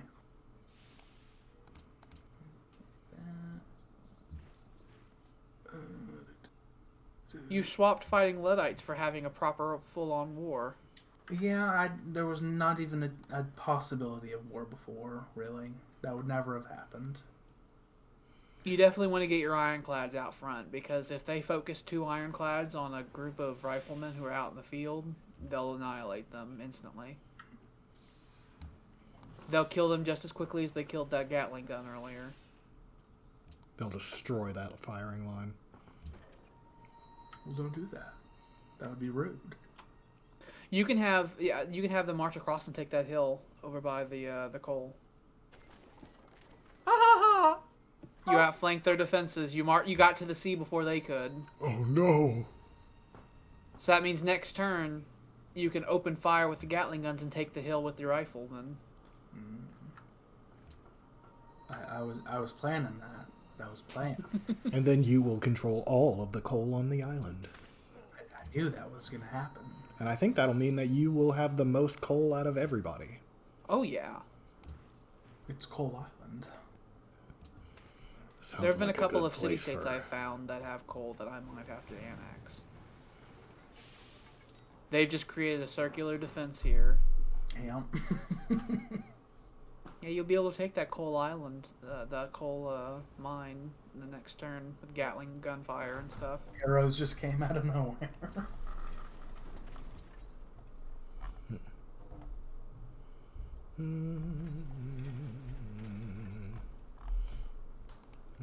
Privateer. Need to do some exploring.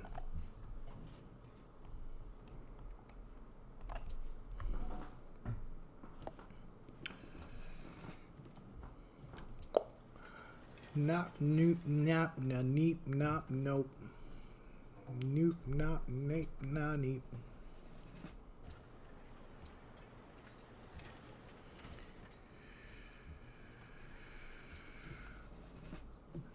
You gonna do some pirate shit? Jump onto some other people's boats, steal a boat, huh? I always do the naval one first. I'll tell you right now, a lot of wars on here get decided by, it's like, it was a real struggle, and then I got control over the sea, and then the war's over. So, on the archipelago map, it's like a massively powerful navy is required. Yeah, that's very true. And you have invested the most in the Navy so far. I have a very powerful navy. But I bet I have more production than you. You do, slightly. Slightly. As I said, I haven't even built a factory yet. Rub it in, So why that'll don't you? change. Actually, no. I should do that.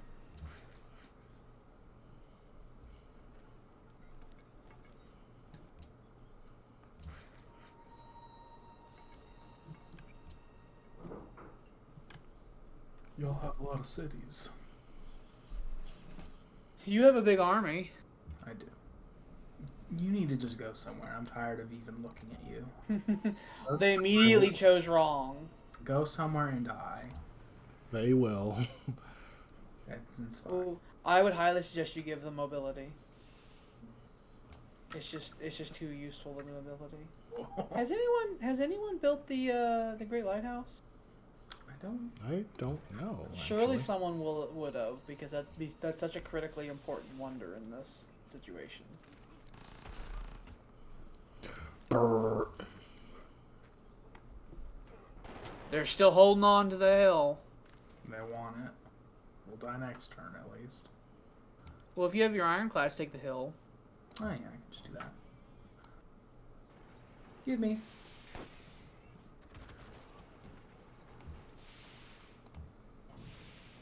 Plug the gap.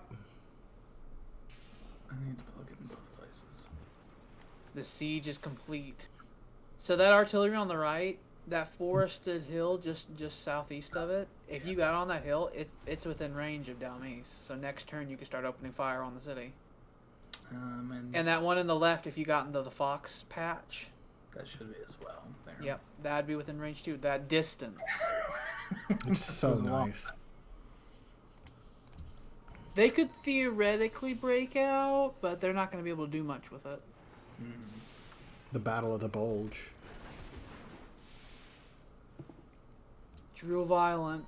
They're inside the thick tree line. Yeah, Dalmes is on a hill surrounded by tree lines. It's a very fortified position. We knew this day would come. I'm building the Kremlin because I want more defenses, so that if someone does try to take my cities, it just takes it a little bit longer. So if you have this, it'll take a while. I'm trying not to just crank out wonders because I know there are other things I need to build, but Kremlin's probably the last one I'm going to build for a long time. I have plans I'll do after that. they're just a bunch of good early wonders to get that can only help you. Every wonder I've gotten produces great scientist points, by the way. That is intentional. So that I'll generate a great scientist without trying. What I need is more. Notre Dame would be very useful. It would be very Just so useful. you know, that was what I was thinking of getting, was be happiness. That is lots of happiness. It's several texts from now before we unlock the scenario's unique happiness buildings, so. The Leaning Tower of Pisa is awesome. Big Ben, Louvre, and Brandenburg Gate are the 3 wonders that we start with that are included in the actual scenario. Mhm. So those wonders are included in the Grand Philanthropists League of Empires category. So if you're going for that, those are the wonders you'd want to start looking at. Because all the ones that we unlock in technology from here on out as well, those wonders are counted towards that as well. And the Eiffel Tower as well.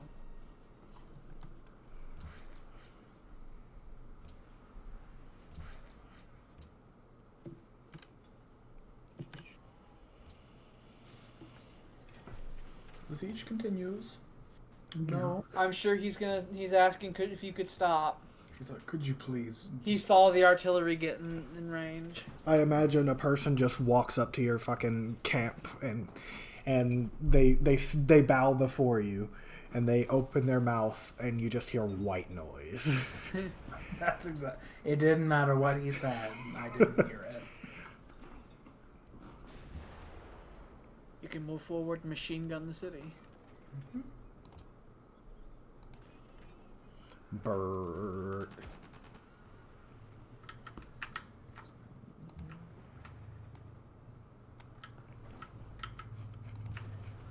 Now nobody come by and kill me. I believe you can pay to have that privateer upgrade into an ironclad, by the way, Okay. once it's inside your borders. Mm-hmm. Like, you definitely have more than enough coal for it now. Oh, there has officially been a coup in Myanmar. Oh yeah, I saw that was happening. A whole lot more. that coup word. It's like, oh no! It's like, no, we were doing so well. It's like, not again. We can now say not again. Yeah. Yeah, I did see that, like, they had a contested election. Mm-hmm. I did see that, like, a week ago the military was saying it's like they're thinking of stepping in if a political solution is not found. So the writing was on the wall. I'm trying to look through and see if they've said who will be in charge. Myanmar, is that the one that has that that's run by that one lady? Aung San Suu Kyi. I think that's her. She was like like one of the first female leaders of Southeast Asia, and she got a lot of accolades. But then there was that Rohingya genocide going on that she said nothing about, and that kind of tarnished her reputation forever. I do not see the lighthouse, so it looks like somebody has taken it. Yeah, someone must have built it. Just missed it. Probably the eunuch, the German ones. Mm-hmm. Plus 1 mobility for all naval units would be real useful on this map. What?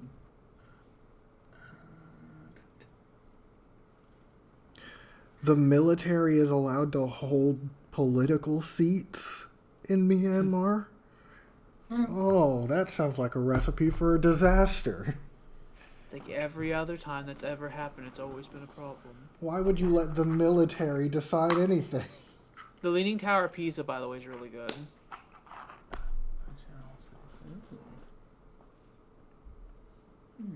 So if you're even wanting to kinda do specialists and great people generation, the Leaning Tower is really useful. I never do. Never even touched that mechanic at all. I had to force you to do it as Egypt, as I tried describing to you how useful it would be, and then you had like manufactories and fucking merchant houses everywhere. I'm not giving you orders. Just go. He's like, but I don't have any good choices. I will choose. You must choose. Oh, Sophie's choice. If that ironclad on the right attacks Dalmes, you might be able to take it. Oh no, it's gonna be really close. It's gonna be right there. One more turn. Yeah. Just one. The siege goes on. The army's getting tired. It is. But the war's almost most over. of the units are at half strength now. Dog, it needs to end. We need to end this. I don't know how Delmes much longer cranks we out can like go. another ironclad. Don't say that. They come bursting through the middle and split the army in two. I took their call. They can't do that anymore. They physically cannot. They don't have the materials. It's not allowed. Speaking of, actually, no, never mind. It's too close. Bastards. Maybe if I just go up here, we can add one more unit in there. No, I don't think so. Give them a land battleship. I don't think they need that. Oh, there those scouts went. Goodbye. The Luddites just ripped them to shreds. Should have chosen better. I have discovered Uluru. Mostly useless. Gave me Mostly those happiness. safe. I'm just happy my people are happy. I see that you decided not to build any canals. I'm probably going to build one more city, like right here, but I wanted to take advantage of the resources over here first. Even though desert's icky and stuff, remember that you can end up you can end up building hospitals and stuff that give food. That's true. So you can put a city pretty much anywhere, and it can have some amount of success if you put enough industry into it. Bless. Thank you. I just had some copper in the north that I was wanting to use. Let's make some oil fields happen. I haven't built a single fucking farm or any food gathering thing. You have salt. My empire runs on salt and pearls. Salt, pearls, and fish. We salt our fish, we take our clams, we salt those, we eat them. Salt everything. I just imagine someone with like a live fish and like a fistful of salt, and he just like coarsely sprinkles it on the fish and bites it. We love it. It's a national dish. You eat it with your hands. March in there, rifleman. Dalmace has been defeated. Goodbye. We all hear that an entire empire has been silenced. And wonder what the situation could have been that has occurred. That would be a bit scary because all of you were just on islands alone. It's like, what did they do? As though a million voices were just silenced. Silenced. Now you need to build a rail line from Marseille to... Ew. He started making a rail line for me here to Marseille here. So She's like, thank you for doing that for me. it was very nice. Marseille. It's very French. You must just say the Marseille. Awesome. If you put that in Orléans, if you stop it in Orléans, it'll heal slightly faster. Yeah. You'll heal 25 instead of 20 a turn.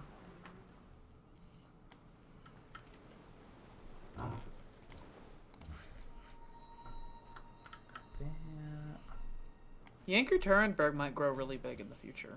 It has lots of food. It has 2 bananas and I think spices. Or is I it got just 3 2 bananas! I got him. 2 whole bananas. It'll feed fucking 300,000 people. Victorian English captains of industry. It's like, he has 2 bananas! I have 2 bananas. Invade him!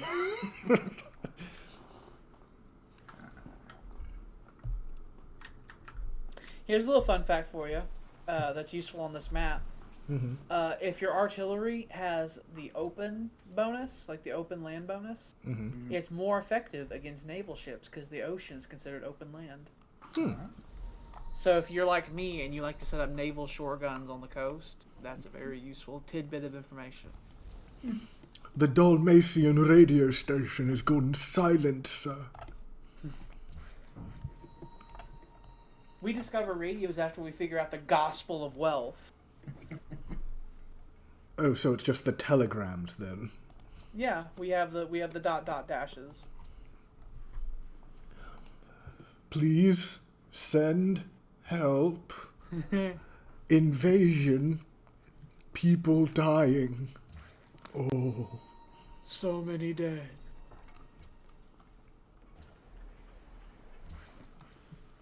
How does it feel to have committed war crimes? Are you talking to me? I committed no crimes. I don't, like, what are you talking about there? One mechanic I would like in Civ 5 is refugees. In that, when you take a city, the population fucking collapses. Mm-hmm. It'd be interesting if some of the cities adjacent to it gained a little bit of population as people fled the fighting to other cities. That would be I agree. interesting. Instead of it just implying that you just massacred 1 million people for no particular reason. Yes. But maybe you did just massacre 1 million people for no particular reason.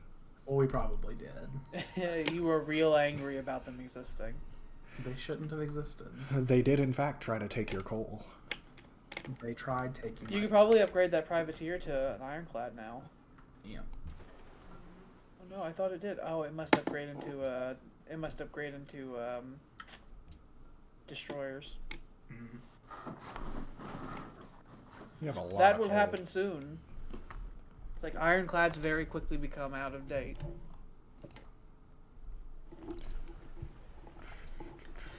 Right now, whoever has a huge ironclad fleet like myself has a massive advantage at sea.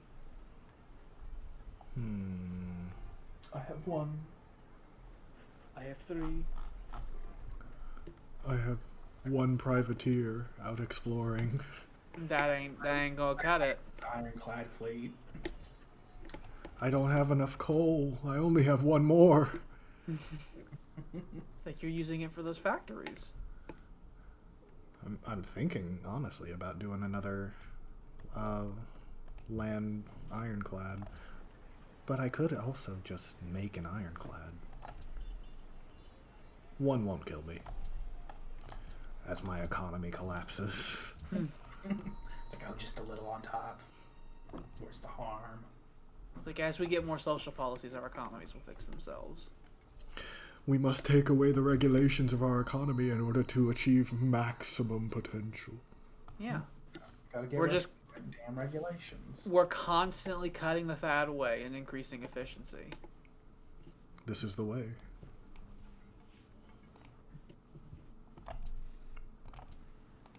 So your land is really starting to overlap with Prague's over there. Yeah. I will say each and every one of the AI in this scenario have no qualms about attacking city-states at fucking all.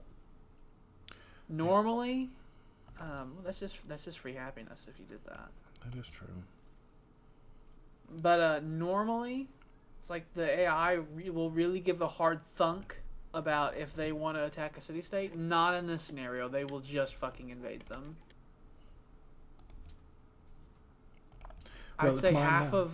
half of the wars I have been dragged into have involved me having a network of alliances with city-states and other empires trying to like invade and conquer them, and I'm like, I need those for things. You're not allowed. And then war. The most inevitable of outcomes. I have a massive bay area in my empire that I have 2 cities on. How conducive for a strong navy. I wonder if there's any coincidence. All their workers just fled.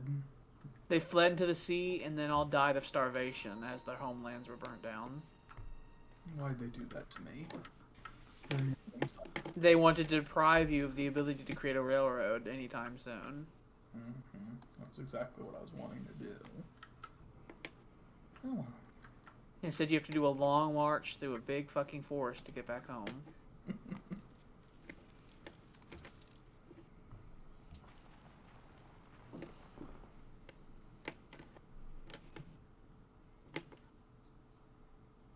It's really scary, the concept of doing lined rifle warfare while also having modern, like, World War I era artillery. Mm-hmm. It's a very scary thought. Have you ever heard the term cannon fodder? To canon, all men are created equal. It's true. It's a quote from Napoleon. Napoleon was very famous for using those cannons. Yep. He was an artillery commander. He was an artillery colonel before becoming the emperor. L'empereur Napoléon Ier de France. I am Napoleon. I am Napoleon. Je suis Napoléon de France. Got worker right now. They need to make a whole railroad. In Civ 5, the description for Napoleon, the first line is, "One cannot overstate the military genius of Napoleon Bonaparte." That's the first line in his Civlopedia entry. He revolutionized artillery warfare. Wasn't it before that? He revolutionized a lot of warfare. It was Gustavian infantry before him, right? He invented the corps system. That The is idea true. of taking your army and breaking it up into smaller corps. That are the each system used to this independently day. capable. Napoleon invented it. Yeah, that would make things quite effective. You can easily outmaneuver gigantic armies that way. Yep. His army moved far faster than his opponents anticipated, and that's because the standard doctrine is to have a big army and large wagon trains, and he broke his army into corps, usually about 10. Each one had their own divided subunits that they could fight independently for a limited amount of time. And then they would travel along a broad front, and when the enemy was found, they would be able to close in quickly for battle. Very effective. And that's one of the reasons that Napoleon was able to outflank his enemies at incredible speed. To Napoleon. He is Napoleon. He did that. He established meritocracies, which meant that all of his generals had a tendency to be really fucking good as well, which only helped. And he had quite the... He was incredibly innovative with his use of artillery. And he was the champion of the revolution as well. He brought the Napoleonic Code to the world. He did, in fact. Much of modern law is based off the Napoleonic Code. Liberté, égalité, fraternité. Yeah, you did that.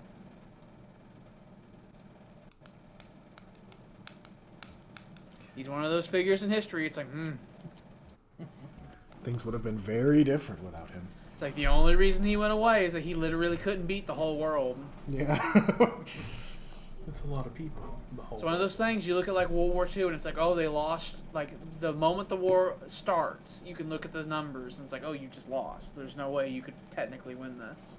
It's like at the time you can't tell, but in hindsight you look at it, it's like, oh, you can't win this. With Napoleon, it's like, oh, he could. He just literally can't beat everyone. Yeah, I mean, they came at him, what, 7, 8 times? There's a campaign called the 10-Day Campaign after the Allies invaded France. For the first time in 10 years, Napoleon was able to command soldiers in small enough groups that he could directly command them. Mm-hmm. And then he reminded everyone that he is, in fact, Napoleon. The numbers are fucking insane. They seem made up, they're not. But, like, he was fighting forces that were 5 times his size, inflicting casualties 10 times higher than his own. Repeatedly. In, like, 3 days, he won 7 battles and crazy shit like that. Mm. So much so that armies, like, 3 times his size would hear that Napoleon was leading them, and then they would retreat because they didn't want to deal with him. So many different coalitions just fell apart because they could not beat him militarily. And his people loved him. That really helped. Your artillery here wants orders. Oh. Revanchism was quite the big thing at the time. And having a populace that was very happy with you it made you capable of doing quite a lot during a time of absolute rule and absolute monarchy. Napoleon was cool. I like him. I like him and I like Julius Caesar. Both very effective. They said and did things that were incredibly correct. And then they were defeated by assholes who history is not kind to. I don't know anything about who was the Duke that beat him at Waterloo? Arthur Wesley, the Duke of Wellington. Duke of Wellington, that's right. Fun little fact, the whole thing about us saying that Napoleon's short, that's because the Duke of Wellington was 6'5". He was 6'5" in 1800, where the average height of a European was like 5'8", so he was a giant. Mm-hmm. And so when you compare him to Napoleon looked short, and so the British press ran a propaganda campaign saying that Napoleon was short. He in fact was taller than the average Frenchman. That It's a total British lie. Didn't he also have a size standard in his old guard? and all of them had to be like 6 feet minimum.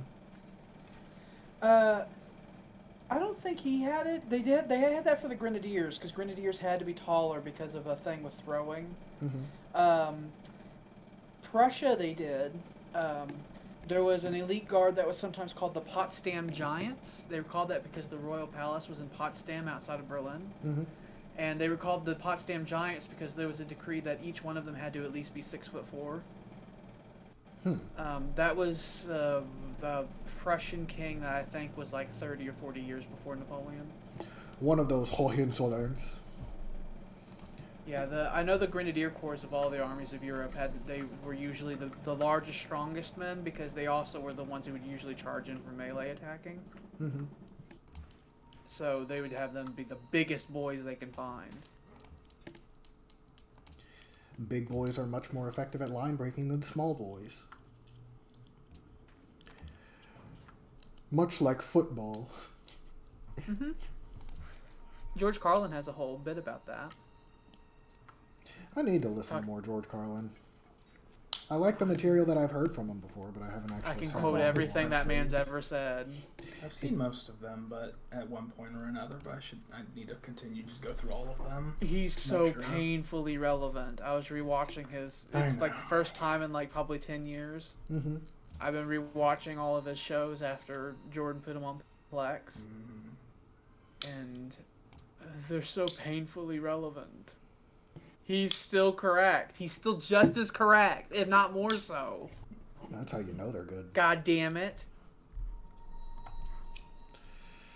The anger he felt, and he knew nothing of what would be. Imagine if he would The have known anger he that felt, Trump... we now all feel. Imagine if he would have known So that much Trump would have more. been a thing. The right wing want George Carlin so badly. They try to act like since he said controversial stuff, that means it's the same thing as being a racist. And they want him so bad, and they talk about how cancel culture. It's like George Carlin would not do well. Bitch, he's from the 50s. You can go fuck yourself right in the eye. Yeah. Very little of the stuff He do not like you. Yeah. Have you heard anything he said? He despises you and has said that you should be shot. Like he's ours. Pretty like, open. I don't think so. There's one great George Carlin quote where he's like, "I just want everyone to get along." There's a wonderful quote from him. He's like, "I want everyone to just get along and stop bothering each other." And I think anyone who disagrees with that should be taken outside and shot. Fair enough. I can it's like agree the with that perfect sentiment. dichotomy of George Carlin. Got a military now. You have a big military and they got nothing to do. Yep. They just immediately start grabbing women, Dalmatian women. Well. And we all get to read in the newspapers about the rape of Dalmace. Have you heard of the Sabines, my friend?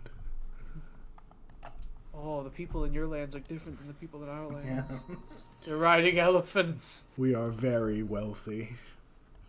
Like, that makes me not trust you for some reason because you look different than me. I feel like I can't trust you. But you have more money than me. How can you... How... No. Just curls up in a ball. I don't want to do diplomacy. I don't want to explore. I don't want to learn anything. Just go away. I'm about to go on the hunt for coal. Thirsty for it. I know of an island that has a lot of coal. You ain't getting that. I think Venice has coal. Ooh. And I can turn that 3 into 6 real easy once I get that social policy. Can you build things in their land if you're allies with them? Like, can you Yeah, still but I do think that? I'd rather just take it. Coal's too important for me to let them touch it. That's fair. A maritime What are they empire. going to do with that? It's too important for them to be allowed to have dominion over it. I love the cranking sound that the ironclads have as they lumber towards their target.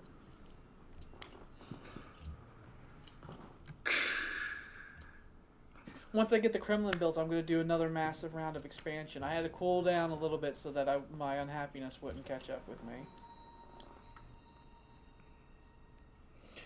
I'm The good on that. Luddites and Jaeger, tear it back! Your artillery can actually shoot them from there. Isn't it grand? What do you think you are doing? Kaboom. They just sunk when they heard your fury. It's like, that's what I thought. You're just the fucking boomers from New Vegas. Yes. Each one of those islands had a thing on them in Yekaterinburg. They do. I think that's spices, or is that incense? I think that's Oh, sugar, that's sugar. And bananas, I think.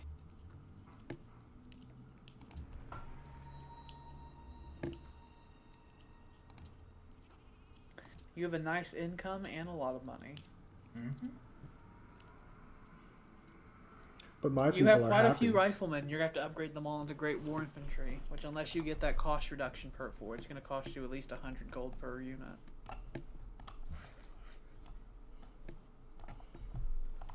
You gotta spend money to make money.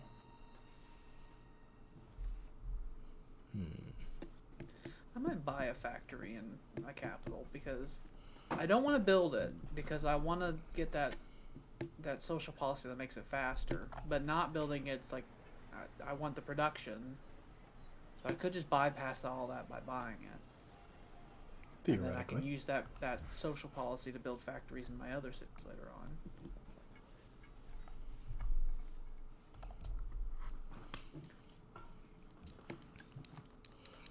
Probably like 1,200. Yeah.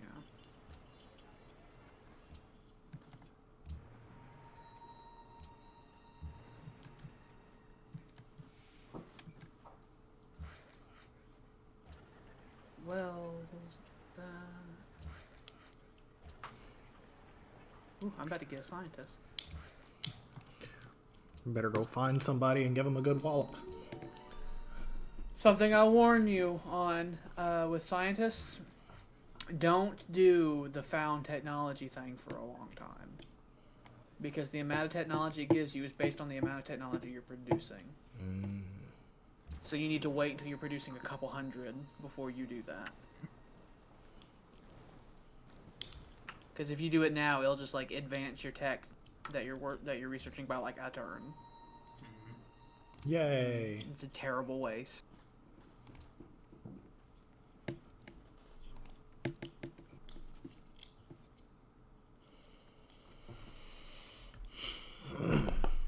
Alright. No, get away from me. Oh, how's salutation? Ooh. Get away from me. Oh, Oh, I said get away from me. don't touch anything. I want to look at something real quick. Okay. Okay, so that's where they are. So if they're there, then that means I think you and I are on the opposite ends of the world then technically. Because I'm like way further like out here to them, so that means I'd be way over here for you. So I think you and I are like in the opposite sides of the globe. It's all so far away. I'll just stay here. It's like, not really. Land units at sea can travel 4 tiles every turn. So far away. It'll take, if he wanted to, it would take him maybe 3-4 turns for him to get an army on your shores. So far. So very, very far, not invadable. So very, very far.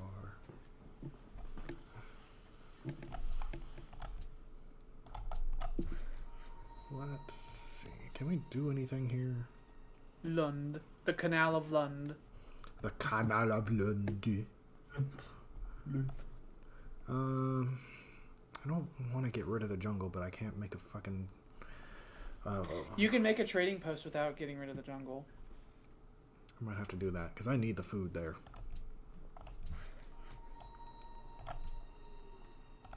There we go. Yeah, trading posts / towns don't get rid of jungle, forest, or marsh land.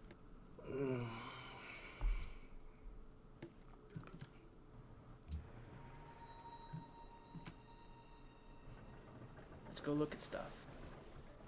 I need to look at things with my hands. Venture out into the world. I've claimed this island, this dog bone. It's got salt. So Doggabone Island is ours.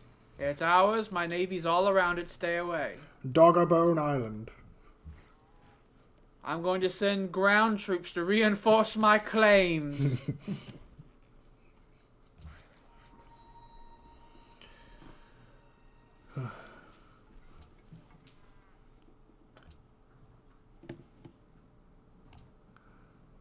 I'm kind of feeling like we should wind it down for this session, though. I'll finish my turn. I never ate. I'm hungry. I worked my ass off to cook my food while we were doing this. You What- should have saw me like frantically running back and forth doing that. Well, I eat at like 5, and we begin 4 at my time, and I'm not hungry then at 4. I normally And so I'm like, I don't want to go and do things now. I normally eat at 5 as well. I put it off a It's little the bit. right time to eat. Okay, I saved it. Yay! We're already far past where we were in the other playthrough.